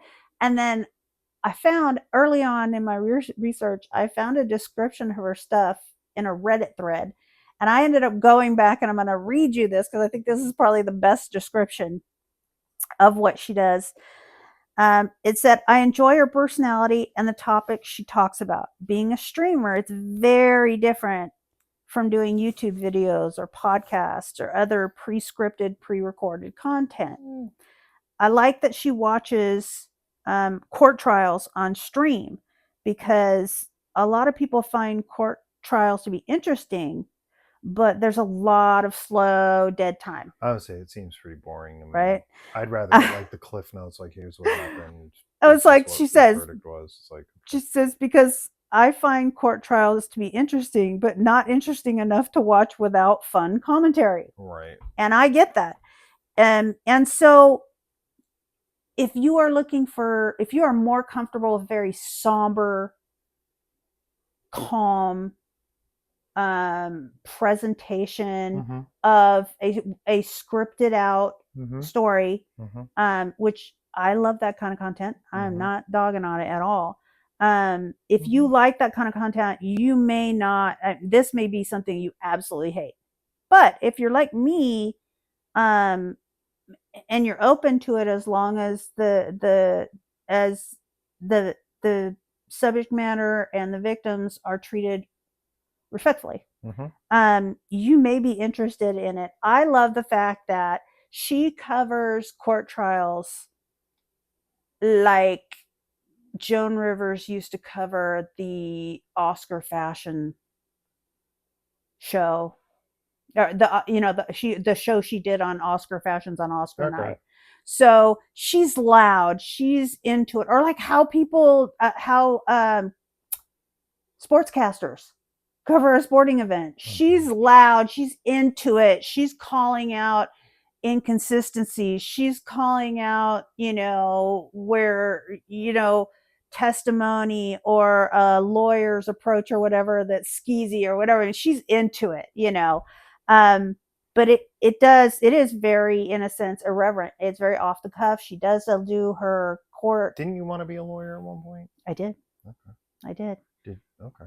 And I would have. It just, I discovered I wanted to do it at a time in my life where there's a series it didn't work. There's a series of games that I think you'd like to play. It's called Phoenix Wright Ace Attorney. It's really good. It's like they have a lawyer game. Yeah, well, it's more like investigative / lawyer. Like, that's my favorite. There's courtroom stuff, and then there's sections where you have to investigate and find clues. Oh my god, it's like an investigative district attorney. Extreme, yeah. Well, yeah, you're a defense attorney. Oh my god. Okay, cool. Which again, it works differently because it's based off of Japan's legal system, where someone is basically guilty until proven innocent. Oh, so that's like interesting. You actually are saving people from going to jail that don't. Oh my god, that's really cool. Okay, I will actually look into that. Because every one of your clients is innocent; they didn't do the crime, so you have to figure out who did to keep them from going. Oh, to jail. That's really cool. So it's like it's pretty cool, and like you like in the courtroom parts, much like with courtroom stuff, not really like U.S. courtrooms, but like because again, if evidence is faulty, it won't be admissible anyways. But like there's evidence that like doesn't link up, or it's flimsy, or something's wrong with the evidence, or it doesn't add up, and you have to find contradictions. You have to find contradictions in testimony, and like you have to like counter people. Oh my god, I love that. Oh, I'm definitely. Oh yeah, you get to grill people who are on the stand who are lying, like blatantly lying about stuff, and you catch them out on it. It's really more on that coming. Very satisfying. I may actually do a whole video on trying and getting into that game because that's such a good crossover. I would say, and if you play it, that would be a good over-explained topic. That's what I say. Very, very really good crossover. There's a ton of games. I think there's 3 games in the initial series, and then 3 games in a side series, and there's a couple other ones too. There's so many games. Wow. Yeah, it's very good. Cool. Thank you. Yeah. So I like, and there are other up and coming true crime YouTubers that are more in this kind of edgy sort of style. Kind of, because what they're doing, what I would call the style is they are doing reaction style videos about true crime stories. So it's a really neat a new direction. Mm-hmm. But like any new direction, new approach, you have to be very mindful about what you're putting out there and how you're putting it out there while still being spontaneous and still being yourself. Mm-hmm. You know, Yep. so I'm interested. I really like to see how that's Mm-hmm. developing. Yep. And then the last one I want to talk about is the one that makes me really, really, really angry. Mm-hmm. Okay, so I went from least controversial moving down to most controversial, and in my opinion, the most okay, well, sorry, I skipped one thing. Almost the most offensive true crime on YouTube is the streaming services or traditional TV taking their already existing shows and just plopping them on channels in YouTube. Gotcha. 48 Hours, Annie, true crime channel stuff. Okay. Okay, I have a problem with that Why? because it's bullshit. They have already made so much money on it on regular TV. Oh, you're On talking about the companies that own those properties post. yes. Oh, okay. I thought you were talking about people like. Oh no! If I think people were bootlegging it, yeah, I'd I was be like, fine. heck yeah, dude. That's I think great. that's great Because I mean, not only is no one making money off of it, but it's getting people the same to information be able to. without Yes. getting advertising. No, which this is huge. freaking. That's annoying. Yes. And yes. then, ironically enough, they probably do very strict takedowns of people trying to post this. Oh, especially now that they are right. They probably didn't go after the bootleggers before, but now that they got their foot in the door, they're going to totally shut them down. Most of the people running those shows probably didn't even know how YouTube worked until the last like 4 or 5 years. Right. So they probably figured it out. Right. But I'm saying like people like you that maybe watched it when you were, you know, an early teenager and you're like, you know, true crime people on YouTube might like this. I'm going to put some of these up there. Right. Yep. So, anyway, that is the second most offensive true crime content on YouTube, in my opinion. I would say it's first, but allegedly. Okay. But you know, it's pretty. Well, bad. there is one that's pretty worse, egregious. And that is the body cam focused or like live leak kind of stuff. Yeah, or the citizen sleuth recorded stuff. It's like live leak style stuff. Like it's just like, you know, it's live footage, you know. And here's the thing about that is if these were edited similar to on the traditional streaming type shows, if they were edited like that, where the most intrusive and personal for the victim information was not included, or footage was not included, right, I would be fine with that. I'm like, this is great. To be able to see body cam footage, see actually what's happening. But on YouTube, they do not take that shit out. Well, and you got to remember, like they blur faces, but you are still hearing. Well, and it's not just that. I mean, you got to remember they're making ad revenue off of they're making huge. There's a big difference between having that information on like a public, like non-advertised like website. You know, like on like public records, the public records, the police or like, the city. There's a big difference between that and then posting this on a YouTube channel, knowing it's going to get views and knowing with salacious thumbnails and the whole thing.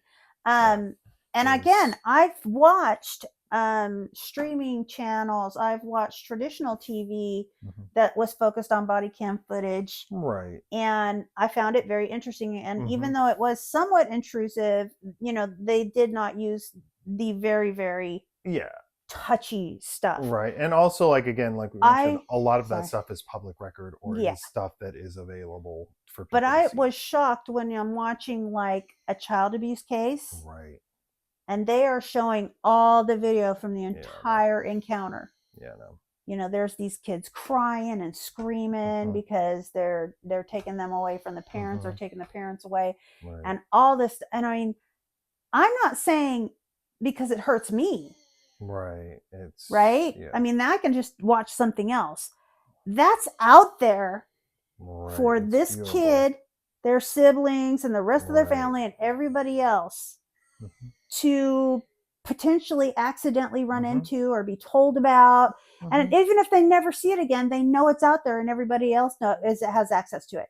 Or It's just horrible. some random kid finds that video. I mean, Yeah. So it's just so many different levels of yeah, how it's hurtful. it's just that having that content available Hmm. without any sort of age restriction, any sort of restriction Exactly. at all And of is a course, problem. they put the disclaimer in the front so they're safe, right? Supposedly. Somebody's going to sue somebody about this eventually. I know. I know. Eh, with But how litigious most people are, yeah, probably it'll happen at some point. the live on the scene, citizen sleuth stuff, I have very mixed feelings about that.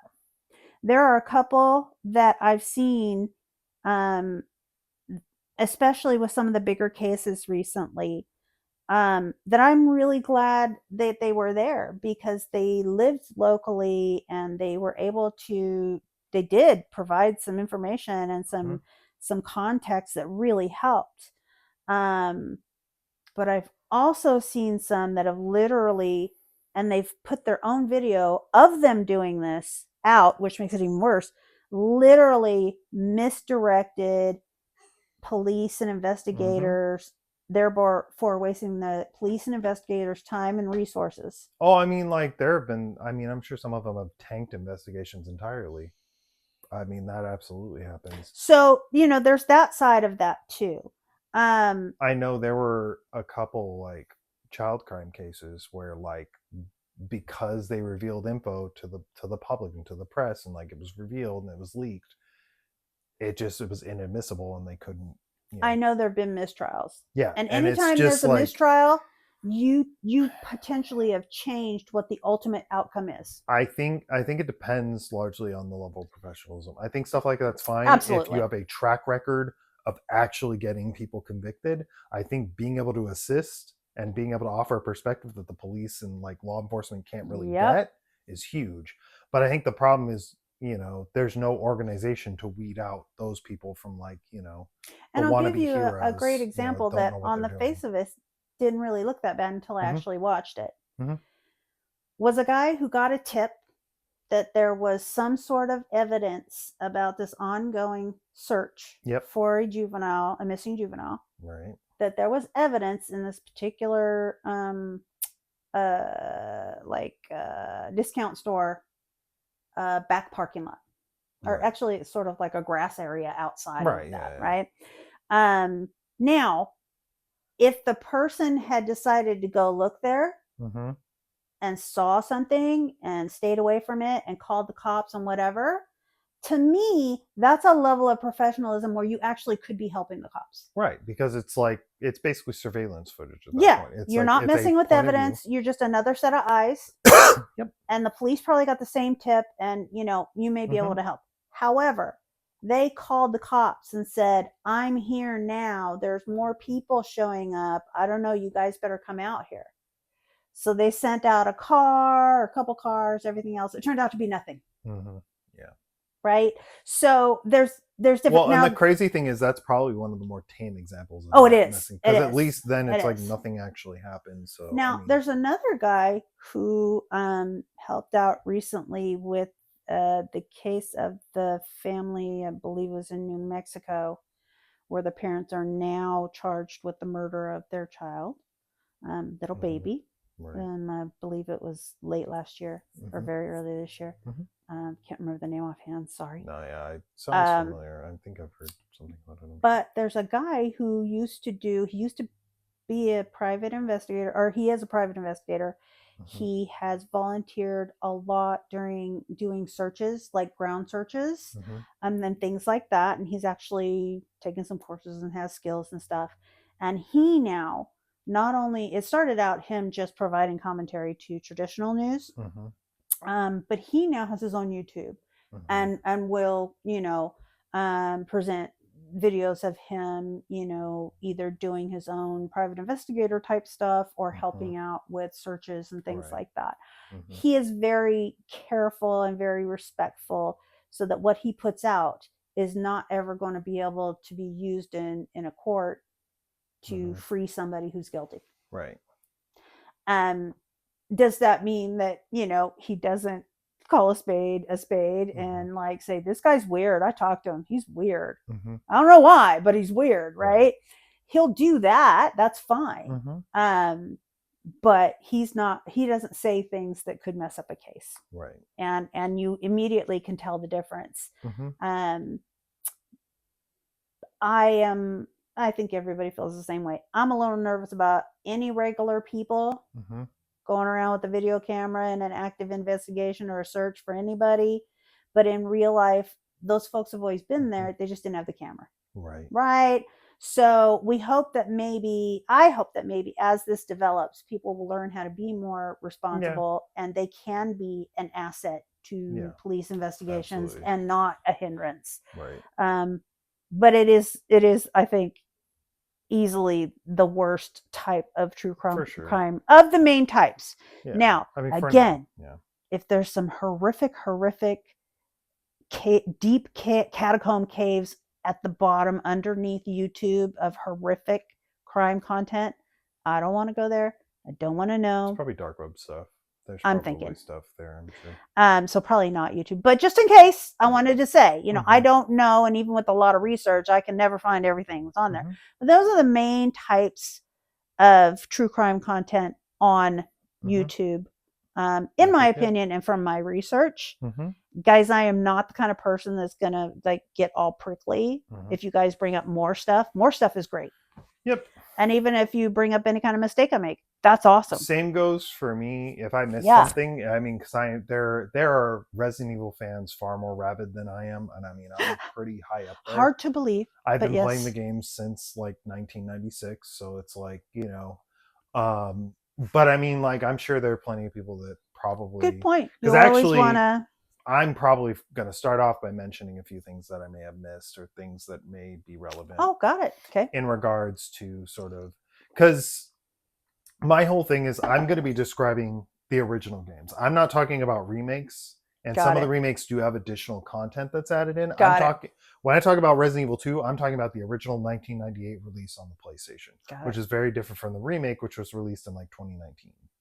Yeah, those there are story elements radical and things differences. Yeah, I may eventually go over that after this. I may do a special kind of appendix to all this of the specific remakes. Hey, well, these are differences and things. If that's wanted, I don't know. It's really going to depend on what people want to see. If people do want to know the difference, and kind of see how it evolves. So I mean, but yeah, generally speaking, if there is something I miss, also just let me know. There's a lot of stuff in Resident Evil. There's a lot of lore and stuff, and I think you would agree with me. We as people watch our videos, we definitely want to hear from you guys, because in addition to hearing what you think and what you have to add to our discussions, we also would love ideas on what you'd like us to talk about and dig into and research as we go along. So we definitely want to hear. If we did something wrong, let us know. If you really like something we said, let us know. If you have something to add, totally let us know. Unless you're a Resident Evil 0 fan, you can just stuff it. You don't have to talk about it. I don't care. Obviously, I don't care about that controversy series. with the Resident Evil 0. It's again, and this is a hot take, and I feel like a lot of it's become more of a hot take over time. I think Resident Evil 0 is the worst game in the series. I think lore-wise, it's actually very interesting, but in terms of gameplay, in terms of literally everything else, it's just not good. Wow. I'm sure people will disagree with that. Okay. That does sound like that might get us some controversy coming. So that kind of wraps it up for me. Cool. I'm way probably too into YouTube right now at this stage of my life. Well. Obviously, because we're here. Yeah. So I'm always on the lookout for new true crime type content, and may end up revisiting this or doing updates on this later as things come out. Any questions? Anything you want to say? You were no. so involved in it and took us on some good tangents. I appreciate that. That's cool. All right, Kevin. We're going to turn the little other camera now. And now it's looking at Kevin. Okay. As mentioned, I'm going to be discussing Resident Evil 2. the second game in the series. This is also notable in that it's the last game that's going to have any cool like metatextual lore like outside of the game story. Okay. Every other game is kind of like they made the game and they released it and people liked it and some people didn't. It's like okay. With this one, they basically got about 75 to 80% of the way through the development of the game. Mm-hmm. And they were all set and they were like, yeah, cool, great, we're all set to go. And then Shinji Mikami, the producer, yes, the lead producer, was like, this game feels a lot like Resident Evil 1, just in a town, in a city, instead of like in the woods, in the mansion. In the woods. It feels very similar gameplay wise. Everything feels kind of samey. So he basically was just like, all right, we're scrapping all this. We're starting from zero, and we're going to start over. Because the game was originally supposed. He was like 70% done. Well, the game was at that stage. The game was originally supposed to release in early 1997, and then like about a year after Resident Evil 1, and they took an extra year, and that's why it came out in like December. Oh my gosh! But I'm just like blown away that far in the process, he'd be willing to say, "Oh, yeah, nope, yeah. It's not good enough. It's start insane. over." That's wild. And it's a good thing they did, because it ended up being probably one of the best games in the series. People still love Resident Evil 2 to this day. Cool. So, I like that.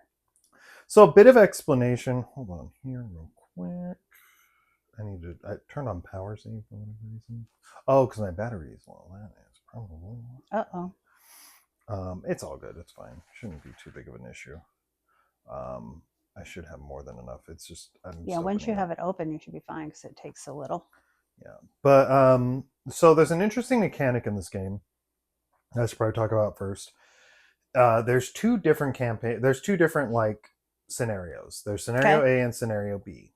And the character you play as in each of those scenarios determines kind of where you find items, what enemies you fight, what events happen in the story. Is it the same characters in both scenarios? You're just choosing a different There are two different characters. So there is... The characters are Claire and Leon. So there's Claire A, Leon B. There's Leon A, Claire B. Okay, so it is the same ones. So, yeah, you're just choosing what order you want to play in. Got it. For the sake of this guide, we're going with Claire A, Leon B, because it's the most canonically relevant, and it kind of...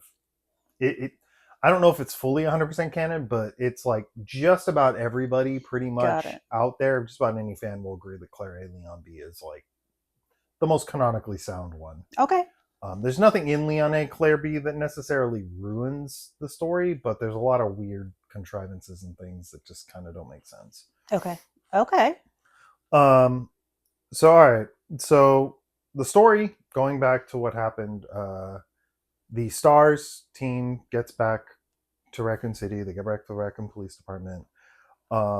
After being airlifted out by our awesome helicopter pilot dude. Yeah. Which I forgot his name, but he's awesome. But Brad, I mean, the fact that you remember that is kind of crazy. It was a good story. It was interesting. So basically, they get back, and essentially, they are basically become like a laughingstock. They become kind of like, because nobody believes their story, and there's nobody to corroborate it, because the only people that would have been able to like be witnesses, Bravo team, are just gone. They're just wiped out. They got chewed up the first Enrico was like the last of the Bravo team to be alive. And oh my gosh. So Wesker kind of covered up his tracks really, really well. Oh, that's awful. It also doesn't help that the police chief is actually working for Umbrella and is kind of trying to hide everything. Oh my gosh. So he's basically discrediting their story even more. And like, it's just the combination of things leads the STARS unit to disband completely. Oh no. They all kind of do different things, but they're all working towards more or less the same goal, which is, getting rid of Umbrella. Okay. So Chris and Barry both go to Europe in order to investigate Umbrella facilities there. Okay. Because Umbrella is a worldwide company. Indeed. So they're not just in the US.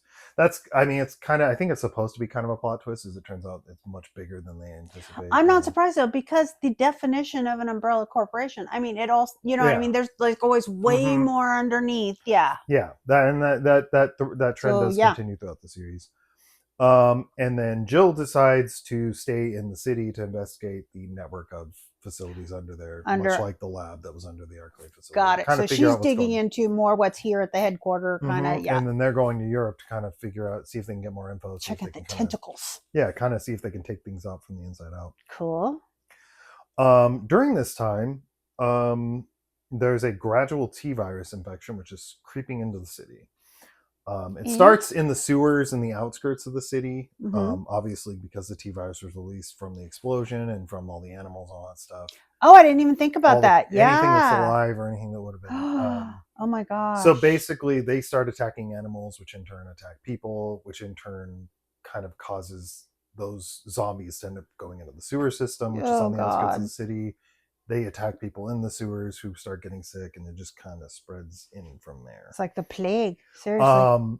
The final powder keg that kind of leads to everything sort of getting out of control and leading to the outbreak in Raccoon City, which is what Resident Evil 2 kind of deals with, is a scientist, William Birkin, who is working on a project called the G virus. Did he before that happen to create some ugly sandals? No. Oh. No. Sorry. I get where you're going with that. That's good. Unfortunately, mom joke. Okay, sorry, go ahead. He doesn't strike me as the kind of person who wears sandals. He seems like a loafers kind of guy. Well, scientists generally, don't really. Well, unless you're a scientist in Berkeley. So he's working on. He's working on the G virus and also kind of doing testing and optimization of the T virus to make it work more effectively, because they want to use the T virus to create tyrants ultimately, so they can make more of them. Tyrants are the big dudes.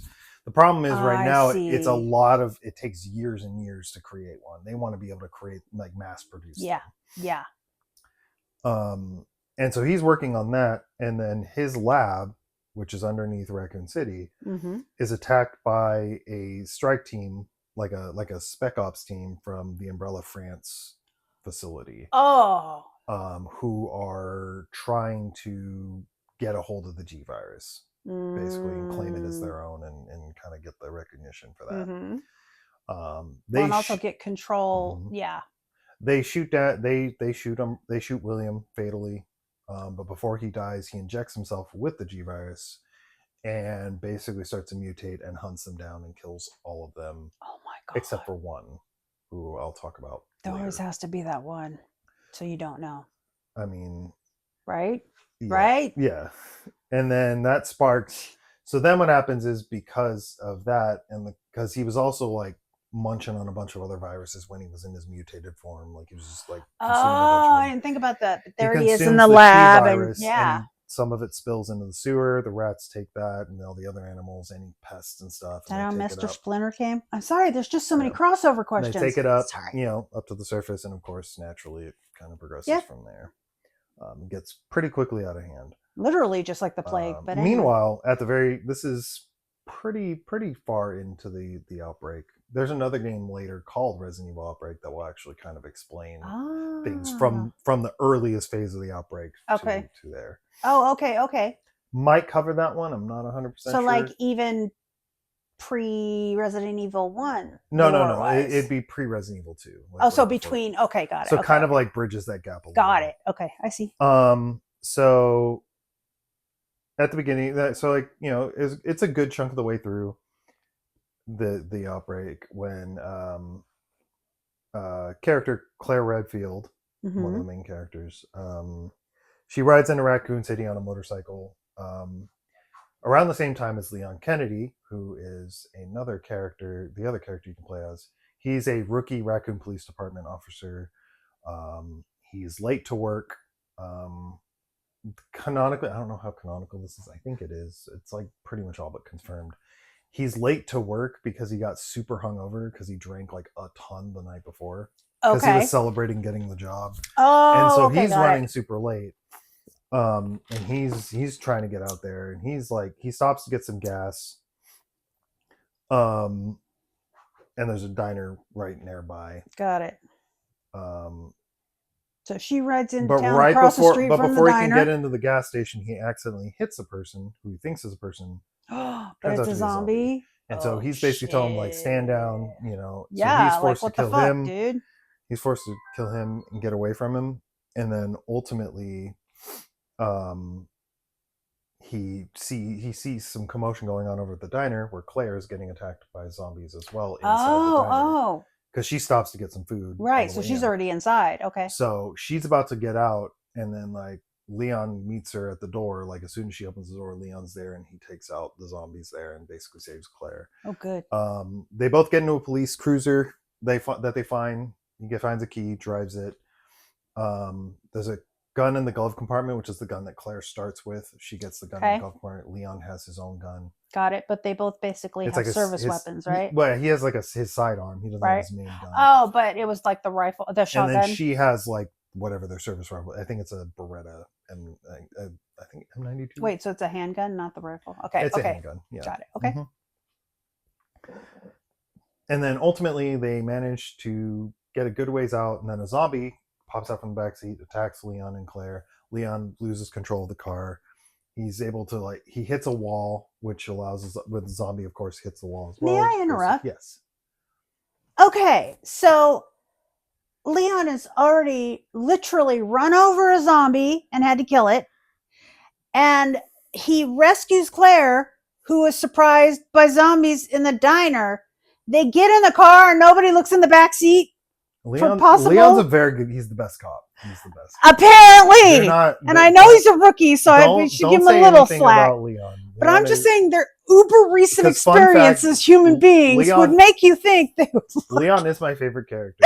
And before people in the comments are like, "Oh, well, you just like Leon because you're new to the series," I've been playing these games since the original Resident Evil. Leon is my favorite character. It's funny, and actually I think I find it kind of endearingly funny that these two people that literally just ran into crazy freaking zombies in weird places. This is the first day anyone's run into zombies. Yeah, but they literally both just ran into them in crazy circumstances. Yeah, but I mean, I wouldn't expect one to be in the backseat of a police cruiser that looked like it had nobody in it. Okay, it's an abandoned police cruiser, so wouldn't you assume that the person who was driving it got attacked by zombies too? I wouldn't think the cop would be in the backseat. I would also assume there was a gate in the back. I would think that if there was nobody in the front seat, that the cop that was driving it prior... Why would he be in the backseat? Let me finish. Would have been attacked by a zombie. Which means that the zombie could be hiding in the back seat. The zombie in the back, I probably should have mentioned. The zombie in the back is a cop. Oh, so, I didn't even think about that. I wouldn't have expected him to be in the back, because why would he be in the back of the police cruiser? He would be in the front. If anything, they would have first opened the door, and then he would have attacked, because he'd be in the Maybe he just, when he turned into a zombie, he just fell in the back. Yeah, I mean, that's probably what happened, but I mean, I wouldn't... like doing that... If they're not making any noise, I mean, the weird thing is that the zombie wasn't making any noise. But anyways... Those are all I mean, come on. Plus, they're pretty traumatized, but still, it's hilarious. Anyways, go ahead. So they hit the wall. The zombie goes through the window, hits the wall, dies. So that solves that. Dies for real. Yeah. The problem is the car is wrecked, though. Well, yeah. I'm amazed that Claire and what's his face? Wait, what's his name again? Leon and Claire. Mm-hmm. I'm amazed that they survived the head-on crash so well. Mm-hmm. But they had seatbelts on. Well, zombies never listen. The zombie didn't. So zombies never listen to safety advice. But yeah, so unfortunately though, there's an earlier scene where you see a trucker that got bit, who's driving a tanker truck that has gas in it. He's barreling down the road towards them because he got bit, and he's my God. He's a zombie now. So they're like, "Oh, we got to get out of here." So they both get out on either side of the police car. And the tanker hits them. They dive to either side. The explosion happens. Okay. And they're separated, and that's why you play as one character. So you start on either side depending on which character you play as first. That's kind of cool, actually. Yeah, I like the way they set that up. Mm-hmm. So they both decide to meet at the police station because Leon yells out to her like, "Hey, meet me at the police station." She's like, "Okay, cool," because it's a little like there might be cops. They might be able to get some. Well, and usually very easy to find, and yeah. Mm-hmm. Claire finds a gun shop and the owner. Zombie or not? No, he's not. His name's Robert Kendo. Fun fact, he actually created all the sidearms. He custom made all the sidearms for the STARS members. So he works directly with the police department. So he worked with STARS. Like he's their weapon provider, like their quartermaster kind of more. So does he believe what happened to them? Or does it come up? He doesn't really know what happened because that's kind of like, it's need to know. Oh, no, you're right. You're right. You're right. But he's probably wondering where they are. That's for sure. So basically, she finds the owner who lets her know, like, "Hey, you're all good. Just stay in here. I got guns. I got ammo. We're all set." Okay. Unfortunately, zombies burst out of the window and eat him and kill him. And then she escapes out the back door and through a bunch of alleyways, and eventually she reaches the RPD. Now, following along in my vast experience of Resident Evil so far, all the cool characters get immediately zombified. Kind of. I'm just saying. There's a lot of goobers. I mean, not the main characters you play as, but I mean all the cool side characters. There's a lot of goobers that get turned into zombies too. Yeah. But yeah, okay, but I mean, as you'll find here, there are a couple that are pretty cool. I like the gun shop guy. Okay. Kendo's pretty cool. He's all right.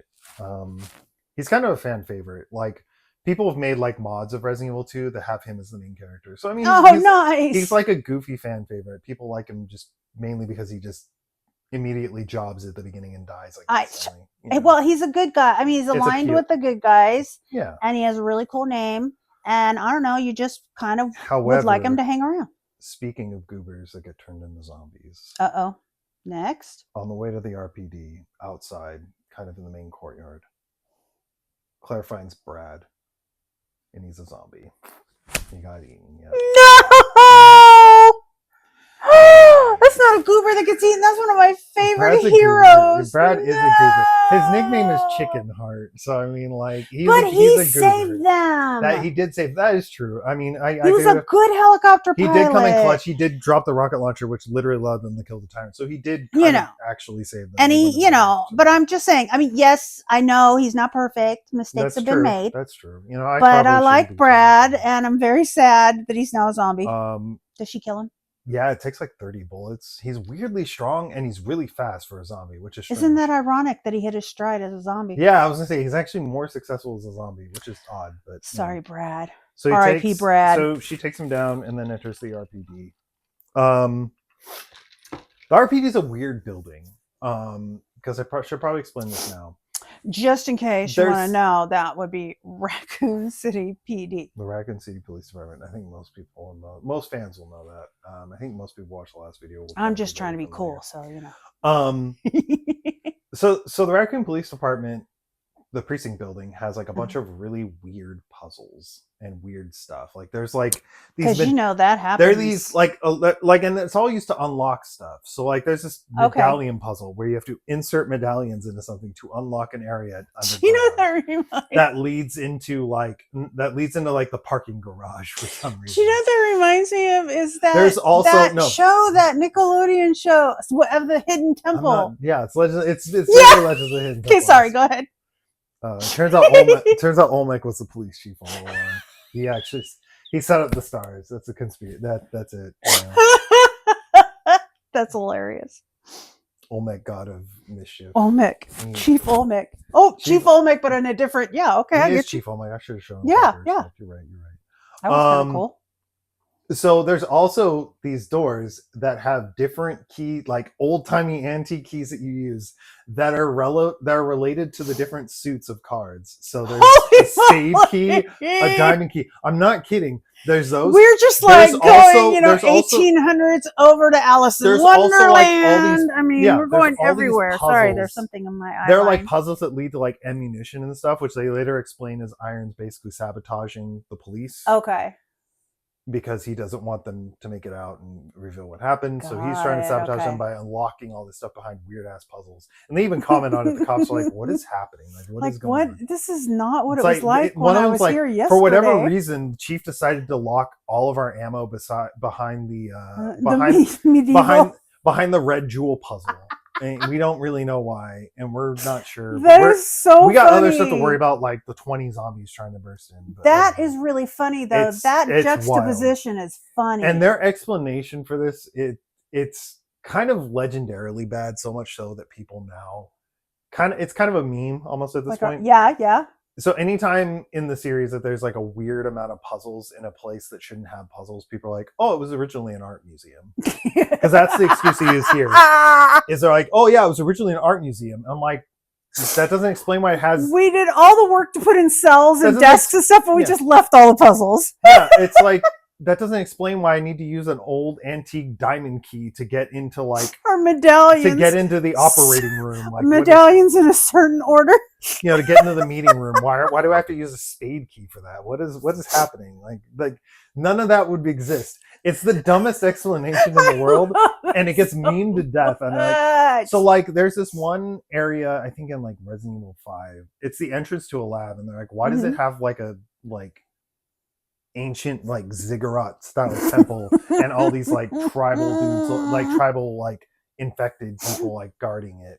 And they're like, oh yeah, it was an art museum, That is hilarious. It's just funny. It's basically it's like the dumbest explanation ever, but everyone buys it, and mainly because like it's like, okay, whatever, who cares? I'm not going to matter that much, right? Because there's no other explanation. But it's still freaking hilarious. And lame, and I love it. Meanwhile, Leon also arrives at the RPD, and he witnesses a helicopter crash on the roof. As well as a mysterious capsule, like a large capsule that drops off of it and hits the roof as well. And he's like, that's weird.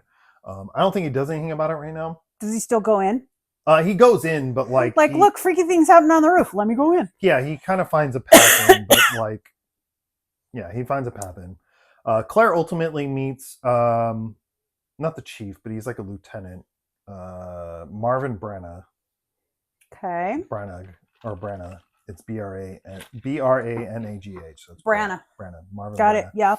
Who basically tells her that like things went, the obvious things went really bad in the Raccoon Police Department, as if things are not good right now. As if the zombified police officers wandering around weren't a good enough clue. He's like, things that got real bad, and he basically tells her like, if you find any survivors, rescue them and get them out of here. Like the police department is not safe. Yep. There's all kinds of stuff going on. Real police are not in control. Well, he also knows that Irons is like also trying to kill people and hunt people. Got it. Okay, so he already knows. You need to get out of here. Like, there's no reason to be here. And then she basically like is like, no, we got to get you help. You're injured. Like, he's like super injured. He's bit. And so she's like, we need to get you out of here. We need to get you some help. She's like, no. He's like, no, trust me. I've seen what happens. I've been bit. He ultimately like points his gun at her and says, you need to get out of here. Wow. You need there's you can't save me. There's no saving me. And then he does an old school 1930s movie transition. And so he pushes her out. He basically kicks her out of the main office, locks the door behind him so she can't get back in. And turns into a zombie. Maybe. I don't know. Well, he got bit, so he has to. Eventually, but I mean, we don't know. Especially sitting in a locked office. If she leaves and doesn't run into him, there's no way to know. No, but I mean, I'm just saying. The world may never know. Probably, but okay, go ahead. So ultimately, Leon is able to open a water valve that's above the crash to put out the fire, that he can walk past. However, as he's about to walk past the helicopter wreckage, and I'm like, walk, because there's like a space underneath to run under it. Mm-hmm. An improved version of the Tyrant. And reminding me that the Tyrants are like 2 to 3 times the size. Oh yeah, they're like 9-10 feet tall. Yeah, super huge. We're not just talking big. We're this talking one's interesting though, because he's wearing a giant black trench coat and he's wearing a hat. Oh my God, he's Silent Bob. Well, he didn't wear a hat though. I finally got you. He didn't wear a fedora style hat. The theory is they do that to kind of disguise themselves so they don't. They totally blend in. Gigantic 9-foot tall guy with a trench coat. It's better than him having a giant claw arm and trying to walk around and be inconspicuous. I mean, there's only so much you can do. You can't see the claw arm in the trench coat. No, it actually it not, retracts. Well, he actually doesn't have one yet. So they're kind of designed to sort of blend in. They just look like 2.0 really Tyrants. To be their skin's more, a bit gray, but other than that, they just look like really pale, tall. Shoot him in the trench coat without the Leon runs by a window. He runs by the waiting room and then runs into the main hallway where he discovers a creature called a licker. Basically, their tongue can cut off people's heads and it can Can I just say that obviously that's why they're called lickers, because they have obviously this particular character was developed after someone had been enjoying some legal cannabis.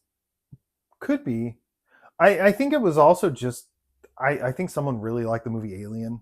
and just wanted It to create is a kind of xenomorph, like, but what's like the next step a of the legally alien distinct creature? xenomorph. Yeah. Yeah, it's Okay. like it's basically more like a smaller, Yeah. because it also walks on the walls like the Yep. xenomorph. It's very similar. There's a lot Yeah. of No, it similarities. is. It is. That's People a were good big point. into the aliens movies, But that's like just disgusting. if you think about mid to late '90s, aliens was pretty popular. I So know. I mean, like, Which is crazy because that was kind of like the second wave. okay. So he takes care of that. Meanwhile, go back to Claire. She finds the STARS office and her brother's desk. That's right. Claire Redfield is Chris Redfield's sister. How did I forget about Chris Redfield? Yep. I knew that. Oh. So that's why she's in the city. She's looking for Makes him. sense. Yeah. And she finds her brother's desk, but unfortunately, he's not. And she finds out from the note that I mentioned before, he's not in the city. He's in Europe. So she basically kind of came out here for no reason, but she didn't know that. But he couldn't tell her because he didn't want her to like follow him and secret, and also exactly because then Umbrella would be hunting her. Got it. Ironically enough, though, Umbrella still hunting her, roundabout way is hunting her. But so basically, she also finds a fax that it's basically a background check of the police chief Irons, and it basically reveals that he's like a criminal. He's like just a creepy, awful dude, just terrible guy. Which makes sense as to why Umbrella hired him, because they got to hire psychopaths. That's like their thing. They have to have people that would go along with their horrificness. And they hired Wesker, so like, yeah, I mean, obviously. Although I don't know, this chief sounds worse, but that's early days. On the way out of the STARS office, though, she runs into Leon. So they've met, they're reunited. That's good. They're both alive. Everyone's doing good. They're surviving. But while they're in the hallway, they see this girl, probably like 8-9 years old. Her name's Sherry. As soon as she sees them, she flees because she doesn't know who they are. For all they know, they could be zombies. It could be like police chief Irons are trying to kill I thought people, maybe she was going to be a little girl zombie. No. She freaks out. She's like, nope. Nope. She runs out, which is actually kind of smart if you think about it. Because this place is crazy. Plus, they're strangers, so stranger danger. True. I mean, I think that's a smart move to run from some people you don't know. Although they are the only normal people practically in the police station, but whatever. She doesn't know that.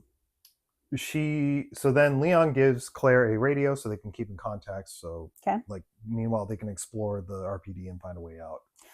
Are you getting messages throughout your gameplay from that point? Every now and then. It's usually in cutscenes. Like you don't actually hear. So you don't actually. Right. Okay, got it.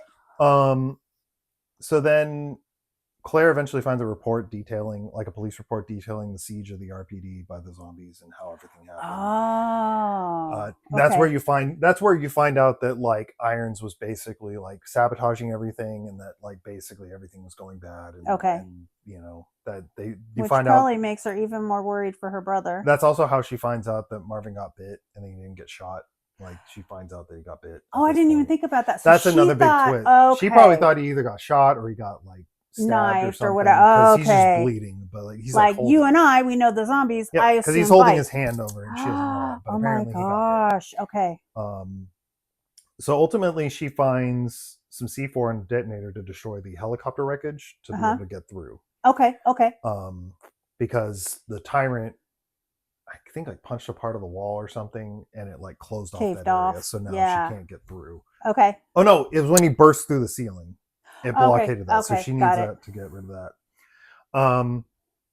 Ultimately, on the way back, she does go back into the main office area of the RPD where Marvin was, and he's a zombie. Oh man! She has to shoot him again. She has to kill him. Like, all the cool characters turn into zombies. Bye. Because even though his chief was bad, he tried to save her. He's also very fast and also takes a lot of shots to take down. Which I guess may have been a coding thing. Maybe they just... Well, it makes sense. Yeah, they wanted to make him kind of tougher enemies. Any character you start to like, and any character that is like a skeechy bad guy, So ultimately, Leon is able to get into the basement parking garage of the RPD, where police cars and police vehicles are. And he meets a woman named Ada Wong. Oh my God. She is trying to push a like SWAT truck out of the way so she can get into the prison cells. Oh, okay. But she needs Leon's help because you need two people. Big ass truck. Yeah. So they both push it out of the way just enough to get in. They're able to walk into the police cells, but then she runs off and Leon's like, what the hell? what's going on. Why'd you want to get There's in this infamous line reading that, I mean, I don't know if other fans use it, but I say it all the time. He says, Ada, wait. And he says it Ada, that way wait! every time. He says it like 7 times. And it's like the funniest thing ever. 7 times in a row or just 7? Like, oh, okay. So there's multiple times where it's she not runs just 7 off, times right or she then. runs ahead. It's just all these different times. Yeah. That's hilarious. It's the same. It Oh my sounds God, very that's similar. funny. And he just sounds super irritated. Wait. Wait. So ultimately, he goes into the prison cell area, into the cell area, the cell block. He finds a reporter named Ben Bertolucci, who knows how to get out, knows everything about the police chief, and is trying to gather more info. But he refuses to go with Leon because he doesn't trust Leon, because he works for the police, and Irons also works for the police. He's gonna get bit soon. Which, I mean, to be fair, again, pretty smart Chris move. is gonna have to kill him. Pretty smart move. I mean, yes and no. Well, because you don't know what police are on the take and which ones aren't. Yeah, but in that weird situation, you got to make some decision at some point. You can't just stay in the cells. That is true. But I do recognize that it's a damned if you do, damned if you don't choice. Meanwhile, Claire discovers the police chief in his office, as well as Eliza, the mayor's daughter, who is wounded and has like a wound in her abdomen. Oh no! And she is on Irons' desk for some reason. I wrote Irons is creepy and weird because he is. Yeah. He starts rambling about how like taxidermy is one of his favorite hobbies or whatever. It's really Ew. creepy and awful. Yeah, he's awful. He's the worst. Ew. So he just says a bunch of weird, creepy shit, and you're just like, what? Why did you say that? And so so Claire rightfully just says, "All right, dude, later," because she's like dead already. I'll be like, close the door. I'm not gonna help. Nobody I can help here. Bye.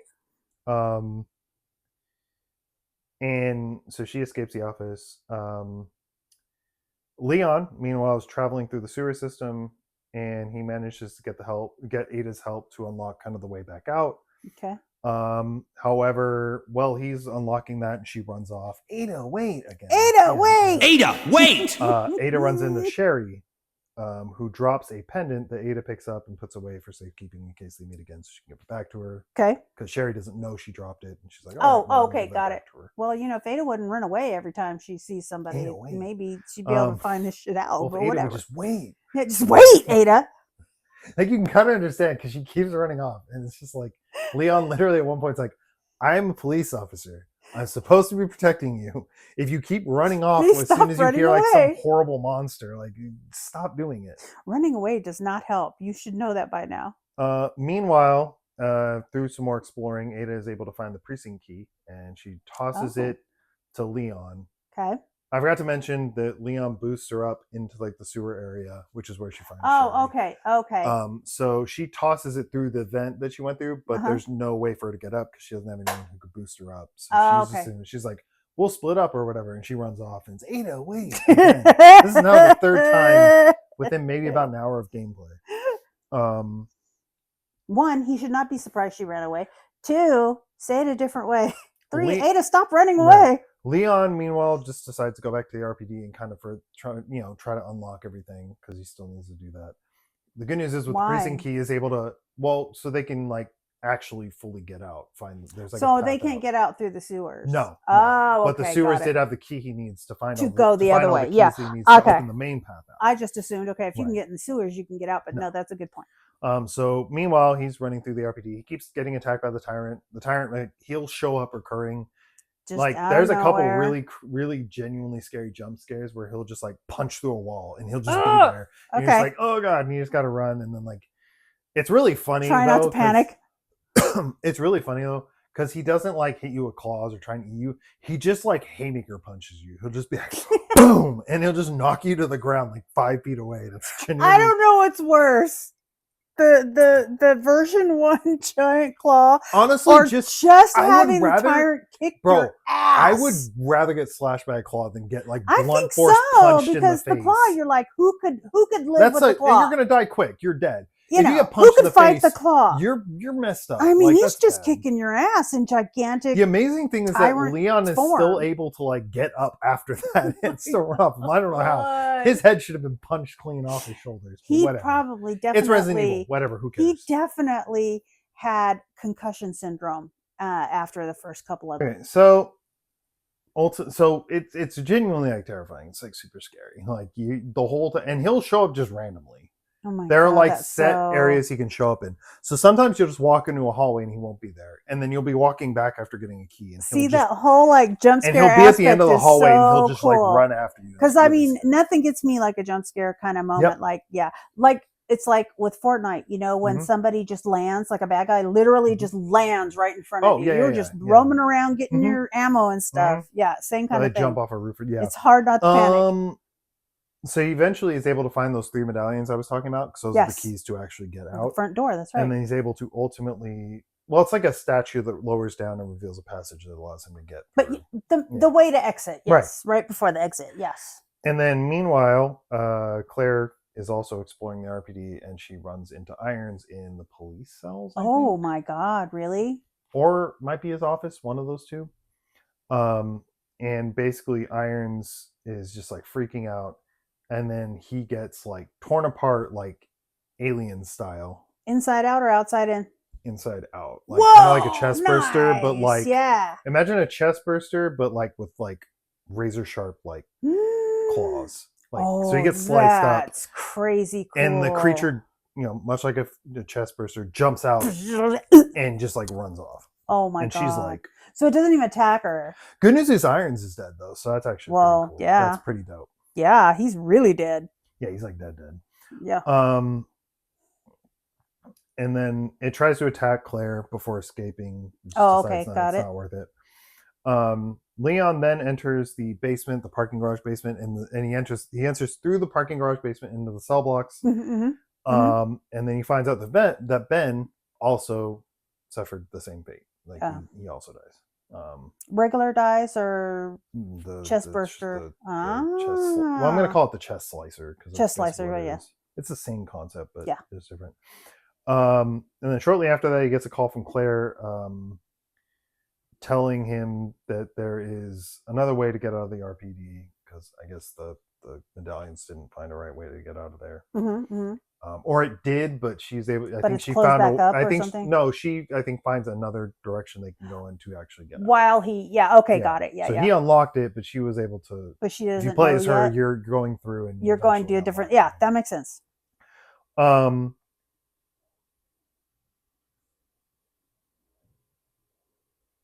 Let's see. And then what had happened was.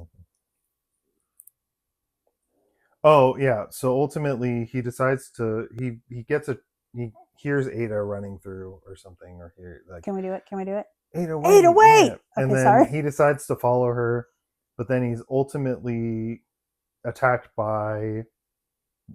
I call him G Birkin. G virus. Just tyrant, dude. His claw, weirdly enough, also has like kind of like an eyeball here that's like looking around. It's really weird. It's a cool design. How is that even helpful, really? It's not, but it looks really cool. It makes him look really menacing and really scary. Okay. So ultimately, though, after he basically uses all of his ammo to fight off the G virus Birkin creature, which escapes because severely wounded. You really can't kill those things, Jesus. And then Claire ultimately, while exploring through the passage and trying to get out of the RPD, runs into Annette Birkin, who is William Birkin's niece, daughter, wife. Oh. And Sherry Birkin's mom. So Sherry is the daughter of William. And Annette. This is kind of when you find out. And no wonder she was so terrified. Okay, things are really fitting together. Well, it's because her mom told her not to talk to anybody and get out, which I mean, again, is totally makes sense now. Because there's a ton of people who are probably after a lot her. of Plus, also, on their way to being zombie people. Annette also saw the aftermath of what Umbrella France did and probably thought that they'd try and kill her and their daughter. Because of tie connection, yeah. So she just told her, get out of here. Get out. She tells her to go to the police station, which seems like a good idea. She didn't really know what was going on. Well, no, I mean, yeah. So at this point now, Annette is looking for her daughter and is looking for William as well, not realizing that William has kind of transformed into what he is now. And that Leon has no idea where Sherry is now because she ran away. They both hear Sherry scream. Oh, shit. And are like, oh no, could be a zombie, could be anything. And they decide to split up to go find her. Claire ultimately finds her sort of in the lower sewer area. I guess she fell through like a grate or something, or fell through something, and it's about to Probably get fell eaten. through a damn floor that one of those stupid ass tyrants smashed up. Could be, possibly. She's about to get eaten by a giant T-virus infected alligator. Like, it is like, oh my god, a T-virus alligator. That sounds horrific. So ultimately, Claire manages to distract it by firing a few bullets. It runs after her instead of going after Sherry. Claire pulls a lever, releases this like gas canister. The alligator goes after it and bites it. Does he eat it? And he bites it instinctively, and she shoots it and blows off his head. Nice. It's a pretty cool moment. It was that is good. Like game. I would have been better if he swallowed it totally. And like game magazines were featuring that all over the place. Like that was it sounds really cool. It was pretty cool. It's a very easy boss fight, but it's really cool. Does Sherry find her mom? Not yet. Or it's too soon. Okay, but got it. Claire has found Sherry, so they're so we know that's so good. At least Sherry's safe. But yeah, so now on one side we got Claire and finding Sherry, and the other side, ultimately, Leon is with Annette looking for Sherry. Well, no, Annette runs off and runs into Ada, who I really want to go. Ada, I wrote Annette, stop! I wrote Ada finds Annette and chases after her. Ada, wait. Yes. Not realizing how funny that actually was at the time. Oh my god. But while Leon's running after Ada, he dives in front of a series of shots that Annette fires off at Ada. So he takes like a couple bullets. Oh my god. So he's injured. Oh no. So Ada gets super pissed, takes off after Annette to go after her. But as it's not like Ada ever took care of Leon. But as she's aiming at Annette somehow, this isn't really explained. Annette's able to fire a bullet and fire, like, she basically hits the gun. Ada's bullet? No, hits Ada's gun like out of her hands, which is kind of a crazy shot for a scientist to make. They never reference it again. But if she was also an engineer, maybe. Well, also she's an Umbrella employee, so maybe it's implied that Umbrella employees have basic combat. That's a good point. So, I don't know, maybe. Well, yeah. Still kind of crazy. That is weird. That's like an old Wild West movie trope. Mm-hmm. That's pretty wild. It's definitely like a trick shot for sure.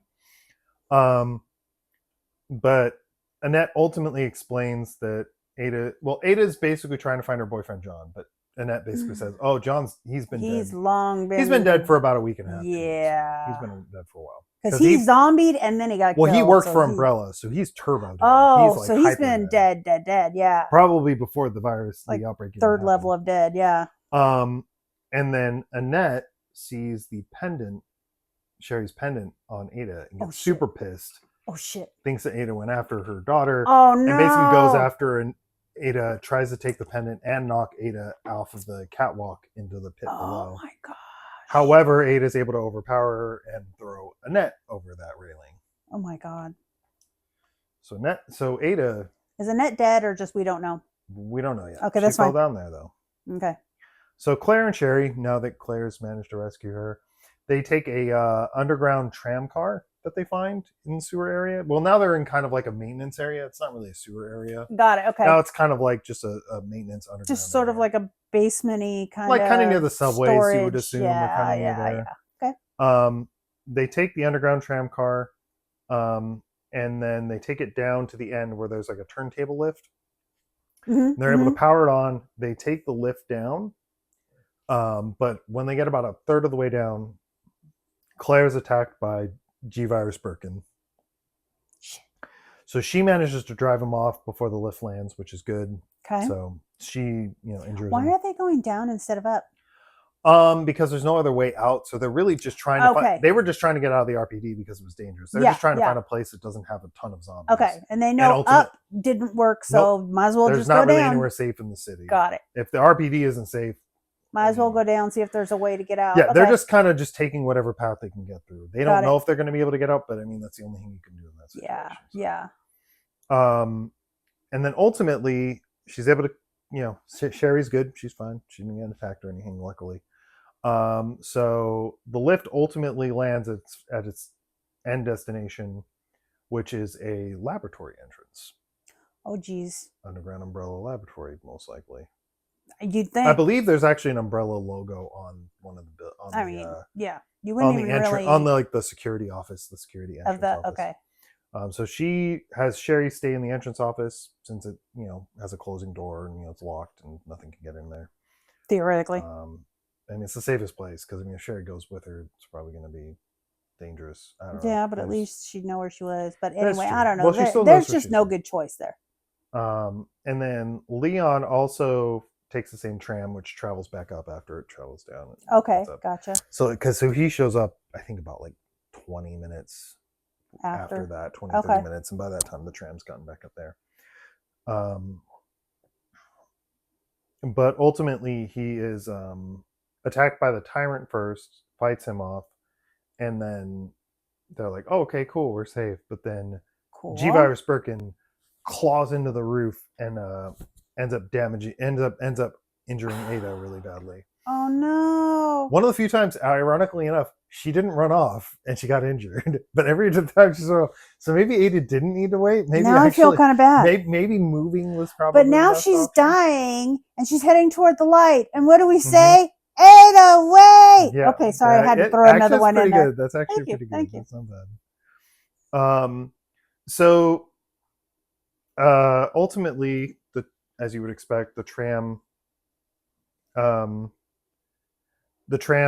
ends up going down to the lab, same place. Okay. So he also finds a lab, and he's looking for a way to kind of patch up Ada, find some supplies, medical supplies. Oh, so she's not DD dead. She's no, just really she's injured. injured. That's good to know. She's not gone. So he goes in. He ends up ultimately getting ambushed by Annette, who survived. Shit! Probably landed in some water or something, or probably managed to. Maybe it wasn't even that far of a fall when she went over. Who knows? Yeah. Ultimately, she's about to attack him and shoot him, but then she hears the tyrant and runs off because she doesn't want to deal with the tyrant. She doesn't realize that the tyrant is her husband. No, G. Birkin is her husband. G-Virus Birkin. Sorry, I'm mixing him up. You're right. He's not a tyrant. Yeah. He's just a zombie. She just knows that the tyrant's bad news. Got it. Okay. I got those two mixed up. Sorry. She also knows that the tyrant may very well have been sent. She doesn't know if it's been sent by Umbrella France or anyone. So she's just like, no, I ain't dealing with that. Plus, I think she probably figures it'll take care of Leon anyways. True. At the very least, he'll be distracted long enough for her to get away. Ultimately, he runs away from the tyrant and ends up in a power room, like a power control room. Because you always have to in those kind of situations. And then the tyrant punches through the door, gets in. But as he gets cornered in the power room, Ada shows up. She shoots at the tyrant a bunch of times, and the tyrant grabs her, throws her into a control terminal. No. And ultimately, though, she's able to keep firing at him, and he stumbles back and he falls into a smelting pit. Nice. Ultimately, though, unfortunately, she dies, and she drops a lab master key, presumably that she found. I forgot to mention Leon's able to patch her up in between now and then. It's just so wrong that she had to die. But of course, she did two amazingly noble things before she died. It's a good thing she didn't wait. Good thing. There you go. Honestly, I'm starting to think maybe Ada has something. She has a philosophy that she should have stuck with. So ultimately, Claire. This is funny. Claire runs into Annette again. Holy crap! Well, she's still alive. She ran from the tyrant. So I know, but presumably she's running from the tyrant. Claire runs into her. She can't seem to get away from her or Yeah. kill her or get just So be done with ultimately, her. Claire points the gun at her, realizing she's working with Leon, who's working with Ada.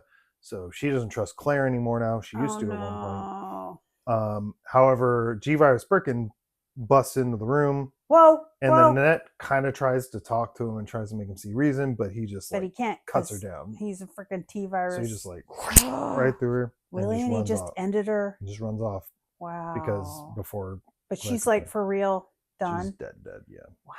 His own wife. Oh, that's so messed Annette ultimately gives her instructions on how to create a G-Virus vaccine. As she dies? As she dies, yes. To kind of... You want to put the X into the... I forgot to mention Sherry is infected by the G-Virus. No. So she's going to turn into a G-Sherry? Potentially. But luckily, she now has the cure or has a vaccine. Oh, that's right. Because, okay. Oh, good, good. She just has to find her and make her take it? Yes. Oh. Well, she already knows where she is. She's in the entrance, the Oh, good security point. room. Let's see. So something happens. Presumably, the panel that Ada crashed into Mm-hmm. activated a. I think it did enough damage to the lab to cause the self-destruct sequence to initiate. Assuming that, like, the system. This. I love a good building self-destruct. Oh yeah, I mean, mean, this is the come second on. one now. We're 2 for 2. I mean, you got to ending your game that way. Umbrella loves just like absolutely destroying their facilities for whatever reason. Action movies and now Resident Evil franchise games. Yeah. I thoroughly love a good I'm thoroughly self-destruct. convinced Shinji I really Mikami do. was like a huge like Seriously. George Romero fan or I something. think so. I think he really liked the self-destruct sequence because Yep. as you'll find Maybe out, a good Bond fan. There were a lot of self-destruct deaths. possibly. Yep. I think he did mention at one point he wanted to create as many Resident Evil games as there are Bond films. So I think he is a massive James Bond fan. That makes a lot of sense. Which I mean, hey, good taste. It's a good. I like some it. of the movies are good. Some are better than others, but I don't think there's a genuinely bad Bond film. I think all the premises are good. I think it's just a solid the movies idea. themselves, there's a range of better than others, But yeah, so once that's activated, Claire contacts Leon to tell him to rescue Sherry quick from the security room. She's got the antidote. And then she ultimately synthesizes the vaccine. It's a series of like lab equipment that she has to use to synthesize it, but luckily it does it automatically, so it's all set. So it's pretty much the Keurig of lab equipment. Got it. While she's synthesizing that, it switches to a cutscene of a clawed hand emerging from the molten metal. Oh, come on. It was a smelting pit. Oh, ultimately, she's able to find an elevator that leads to a train platform that will allow them to get out of the lab. Leon ultimately finds the train before she does. Yeah. But he has to figure out a way to get the power back on. He finds these like giant plugs that he has to push into place to like activate the train. Has to reset the breaker. Basically, yeah. So like, he uses that for the whole town. He basically activates the power grid, the power on the train. However, before he's able to finish, the fiery mutated tyrant attacks him. Now he has like the claw. Actually, I think he has 2 claws. So he's actually they've improved. I think that was like the T03 that they fought, and I think this is like the T76 or something like that, or 50 something. How many hits does this guy take to kill him? I mean, he's a strong guy. He's a strong dude. I guess it's got to just wait for her. Okay. Ultimately, it's a knockdown, drag out fight. Leon's out of ammo. He's out of everything. And then ultimately he hears someone say, "Here, take this." And someone throws something to him, and it is a like container containing a rocket launcher. So he opens it up. This sounds so familiar. Yep, same thing. Who threw him the rocket launcher? Did they tell you? It's a familiar figure. Someone he knows, because he does know who they are. He launches the rocket. He launches the rocket launcher. Absolutely obliterates the tyrant for good this time. There's nothing left. So Jane, it's Jane. Wait, was that her name? The female character from that one that survived? We don't know. Oh, okay. Sorry. Go ahead. That was Jill. Jill. Sorry, that's who I meant. Maybe she's in Raccoon City, so who knows? Okay. Could be anyone. Could be Annette. I don't know. Keep going. So Claire ultimately is like waiting for the elevator to arrive. It's like moving up. Does she have Sherry already? I can't remember.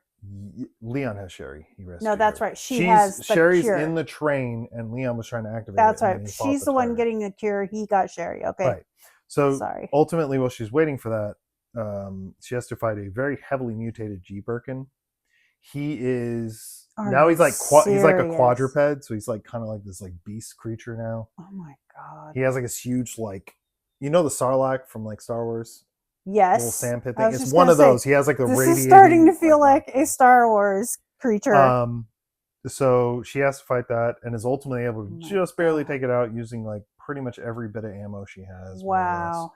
And is able to finally take it out just as the elevator shows up. So as soon as she does that, elevator shows up. She takes it down to the platform. Ultimately, Leon's able to open the gate back to the train. Cool. Because it closed because of the emergency mode because the timer showed up. Got it. He's able to get that open. gets the train powered up. And then Claire shows up shortly after, just as the train's about to leave. She just hops onto like the back car and is able to get in there. Oh my gosh. Leon's like, oh, cool, good. Seriously, edge of your seat all the way down. Oh, yeah, both yeah. of them. However, oh come on. As they're taking the train says that there is a biological contaminant on board, and they look back, and the G. Birkin monstrosity. I knew it was going to be G. Birkin. One more time. Jiminy now Christmas. At this point, he's just like an amorphic blob of like teeth and claws. Well, at least that's appropriate. He's been killed so many times. Like, there should not be that much left. Grody. Yeah. And he basically takes up like the whole train car. So like now he's really gross. Yeah. Ultimately, they fight it to kind of a stalemate, but then they're able to trigger the emergency stop, which also triggers the train to explode because it's basically like I thought for a minute his whole blobby self was just gonna... it would have been pretty good. Anyway, go ahead. No, but ultimately they're able to activate the self-destruct on it because every train should have a self-destruct. Well, I mean, it makes sense because it's like it's basically like a fail-safe, like if a bioorganic weapon gets out or something. I just I truly love the Umbrella self-destruct in any Umbrella of this. Loves destroying their stuff. I love a good self-destruct. So ultimately, though, they get out of the train, and then the G. Birkin monsters like gets into the front of the train, and like just as he's like realizing no one's there, timer hits 0. The train explodes. He dies. Good. I thought for a minute he was going to get out. And they're ultimately able to get through the tunnel that leads out into open air, so they finally managed to escape. Got it. Just barely. Did they give Sherry the cure? Yes, good. She's already got the cure. Good. They did that on the train. So they're out. She's got the cure. And now they're all G. Birkin's really dead, or is he just snot now? He's dead. Okay. He's dead. They're all dead. I don't know how much lower I mean, the lab's gone. Everything's gone. Cool. And so now, ultimately, their whole goal is to take out Umbrella, much like Chris and Jill and all Okay, got it. And that is the end of Resident Evil 2. Kevin, I really like Resident Evil 2. Like I said, there's a lot more moving parts. There's a lot more going on. There is, but there's more characters. They really had to do a lot to follow the storyline and keep it interesting. And I think they really did that. Well, and I mean, credit where credit's due. I mean, that goes to Shinji Mikami, who decided to tell them like, hey, we need to redo this, add some more characters. Because in the other one, it was the same thing. There were no secondary characters. It was just like, you had like 4 or 5 characters. Right. There's no, That's what they kind of meant, is like there's no real story here. It's just they're going into this area and it's spooky and scary. So I love it. I really like the way, even though like it's kind of frustrating, you're like, oh, that's going to turn into a good character. And like most of them know because they end up getting zombified or killed immediately. But it really works. It's really good. I really liked it. I really liked it. It's cool because it kind of builds upon itself with each game. Resident Evil 3 is going to be the next one, which takes place during the timeline of Resident Evil 2. It takes place like right in the middle of Resident Evil 2. Oh, weird. Yeah. Is it different main characters then? There is a different main character in a different area in the same. Okay. There's a different. Are we going to Europe for 2? No, or 3? I wish that would have been really cool. Yeah. And logical. But no. No, it's still set in Raccoon City. Cool. It's very interesting. Good news is there isn't a tyrant in this one. I have mixed feelings about the tyrants, right? They're really hard enemies, but then again, they're too hard of enemies. I mean, not too hard, but I mean, yeah, I've mixed feelings. They do live through some insane stuff. But I mean, like, to be fair, they are designed to kind of mutate to adapt to that. But I was gonna say, I mean, if they're really heavily injured, they're not coming back necessarily stronger. Some of them are sort of decomposing. I mean, no, wait, those are the No, those are the T mutants that are kind of the T-virus usually causes degradation. Yeah. Well, the tyrants are created using a different formula, which will be touched upon in another game later on. They'll explain kind of how they're made. I just assumed they were like a different level of the same, No, they're made using kind of a different process. The T-virus is involved, but it's a very small part of it. I just thought it was another virus, like, T and G. And the T-virus is what gives them like their durability. It's kind of part of what does that because Okay. it's why zombies take like 9 or 10 Yeah. like handgun shots to take Oh, and down. it makes sense that G is like, okay, you can live through a lot. You're not going to live in your awesome first version. Nope. But you're going to live through a lot. It mutates in response to to external damage. Got so like it. the more damage you deal, the more powerful it's going to get to it. It like adapts basically. Yeah. So like, if you're taking a ton of grenade rounds, it might make you armored or whatever. Well, the quadrupedal form is like more. It has like kind of armor plating a little bit, and then the final form is just an amorphic blob because it's like, it can absorb attacks. They've done really everything. What the hell can we? Yeah. So it's pretty cool. Okay. So the big difference is, the T virus. It's static. Like once you're a T virus creature, you're a zombie or you're a giant, and you just stay that way, or you're a dog until you get killed. Yeah, basically. Got it. The G virus causes constant mutations in response to being injured. And then the tyrant process is totally different. Mm-hmm. Tyrant process is but we'll learn about the differences later. Right. So cool. a few things I forgot to mention. I was going to talk about earlier with Resident Evil 1. There is a character in the remake. It's not in the original one, but I feel like this is important to mention because I guess I should have mentioned it because it's kind of a key part. There's a character named Lisa Trevor. She is the daughter of George Trevor, and I forgot his wife's name. I don't remember George. He is the architect who created the Arklay mansion. Okay, that's okay. Spencer mansion. Got it. Spencer Mansion. And basically he created the mansion. And then to thank him for his help, Spencer kidnaps his daughter, kidnaps his wife, throws him into an underground catacomb that he can't escape out of. And then by the time he thinks he's found an escape, he realizes that there is a gravestone there with George Trevor's So that's just the third playway in the remake of 2? No, it's in 1. It's in the first game. It's in the remake of Resident Evil 1. So it's a third playway in the remake of 1. No. It's just a side. It's just a side thing. It's just okay. Got it. Okay. So basically, So George essentially is like entombed. He's like trapped in his own tomb. He just starves to death. His wife gets shot trying to escape the facility.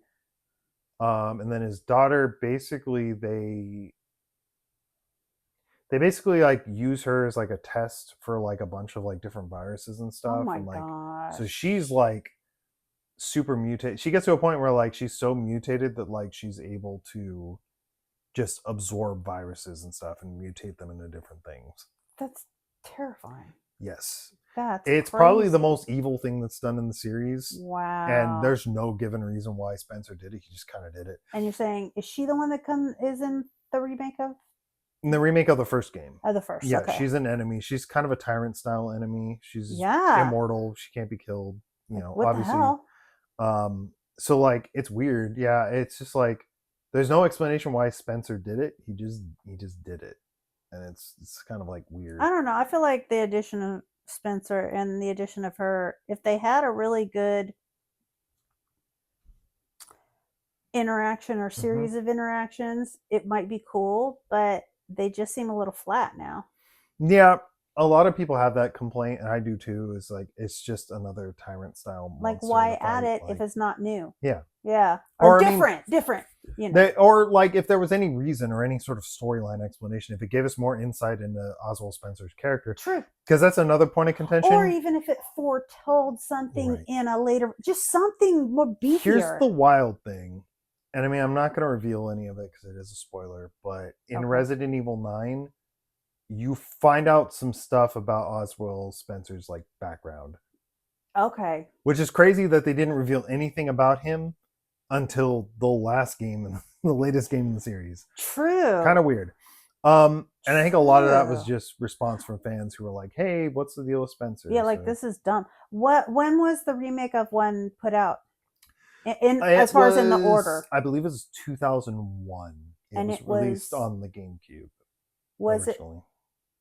And it timeline. What two versions did it come out in between? Oh, what games did it come? Well, 1 was obviously the first one. The remake came out after Resident Evil 0, and it came out before, I believe, Resident Evil 4. So it's a good chunk of the way through there. Not chronologically in terms No, of the that's what I'm trying to story. figure out. No, no, That's no. Chronologically, which ones did it come between? well, the remake and one are the same game. They're the first games. Well, chronologically, I guess you would say zero takes place before one, which Okay. is why it's called zero. Um, But but what came after zero? After, sorry, the remake of one. like chronologically in terms Yes, of like the chronologically. story, No, no, no. Real time. real time. Resident Evil 4 did. Okay, so I mean, they did one. They had several games before they did the remake of one. Oh, a ton of them. Yeah, there And were then quite they a few. call back to it in some way or another, in a sense, in nine. So Mm-hmm. at least they are trying to tie that up to some that seems better. And It's hopefully alright. what they did in nine, or I don't know, but we'll find out. Hopefully the way that they harken back to George in nine makes what they did in the remake of Uh, one I don't think they're gonna make reference sense. George because he's kind of just a bit player. Like he's kind of just there for shock, just kind Or of to you know show what I you mean, like his plans he's for there to whatever. largely his whole purpose of his storyline is to show you how evil Umbrella is. Well, that's what I mean. That's what I mean. But Hopefully yeah, whatever comes up but Spencer, will. on the other hand, you just don't get any insight into Sorry, I what got his George and Spencer motivations. mixed up. Oh, Sorry. Yeah, got you. sorry. Okay. That's the big thing is Spencer's obviously evil. Everyone knows that, but Yeah, it's like yeah. his motivations aren't really explored. Like, why does he do the stuff he does? Yeah, like how did he get to that point? So, okay. Because yeah, it's weird. I feel like the games just sporadically like mention him whenever it's convenient instead of actually like really delving into a story, Wait, which is we weird want an because interesting call forward or call every back. other character. I mean, Brad gets more characterization than Spencer does, and he dies in the second game, so it's kind of just like And he's a helicopter pilot. I mean, he's not even like it's not even like he's deeply entrenched because of what he does or anything. right. Um, Well, cool. Awesome. yeah, I think other than Those are my that, I don't think I questions. missed That out was on it. anything. Yeah. Yay. I really like this Hmm. one. Good story. Pretty interesting. Cool. Let's I think three onward basically just goes back to having single characters. If I ever okay. do cover zero, which probably will, because like again, it has interesting lore implications. You There's some can leave cool it till stuff. last though, because I know you hate it. I probably well, it won't be for a while anyways, Yeah. because going by release order, it True. didn't True. release until before the remake, Got it. which is before four. So I mean, Yeah. there's three games I think that I'm going to be discussing before that, so it Yeah. won't be too bad. Okay. It'll be interesting to discuss. But Zero has kind of this. Zero's interesting in that you control two characters, but you switch between them. So that's kind of weird. Oh, that I don't. I mean, It in a sense, I could see the draw, but that it's good, but it's very mm, bizarre the way it's done. that's It's what. very strange. Yeah, It's like a baffling kind of that'll be choice. interesting to hear about, if Yep. nothing else. But yeah. All right, cool, good stuff, good stuff. So I'm assuming next week is three, or Mm-hmm. next video. Don't know when it'll be. Mm-hmm. It's gonna be three. Yeah. Cool, Should very be. cool. Excuse me. Should be much shorter because again, it's just the reason the notes for this one were so long. I think was just there's two characters, so Yeah, you're having to follow what both characters are doing yeah. because it's It's vital almost part. like covering two different games, so that Yeah. makes perfect So sense. I Yeah. think we'll be going back. It'll probably threes will probably be not quite as short as one's note section was, but Yeah. not quite as long as two's. Well, I have to say the way you presented too, it was like really good as a story to listen to. So I that was try really I fun. tried to keep it fast without Yeah, that overlooking a was bunch of fun. stuff. No, and it really flowed well. That was cool. It's funny if you play the games; they're actually a lot longer than my explanations. There's a lot of stuff. Oh, you I have to bet. do. There's a bunch of I puzzles bet. and a bunch of things Yeah. you have to deal with. But Oh yeah. I can Mhm. see where it goes. There's a lot. Um so next video what I'm going to do is I am going to pick a couple of before I go into different the other more mainstream medias Mhm. the way that they different like I did today with Mhm. YouTube. But before I go to that, which is something that most people know, so that's why I'm not necessarily doing it next. What I'm going to do next is look at some very well known crime cases Mhm. that have been followed extensively by multiple different Mhm. types of media. Mhm. Um, and just kind of like dig around in interesting bits of how they did it and any controversies or really crazy overlaps and things like that. So we'll dig into that a little bit. Gotcha. So anyways, anything else? No, I think that's about it. Okay, well, thank you guys for watching. Yep. If you have anything to add on Kevin's section, like I said before, please let us know in the comments. Again, we unless really you're a know. Resident Evil Zero fan, I don't want to hear from you. No. Resident Evil Zero, you are Resident not Evil Zero allowed. Fans, even though you guys are just objectively wrong about that game, it sucks. It's bad. But you know what?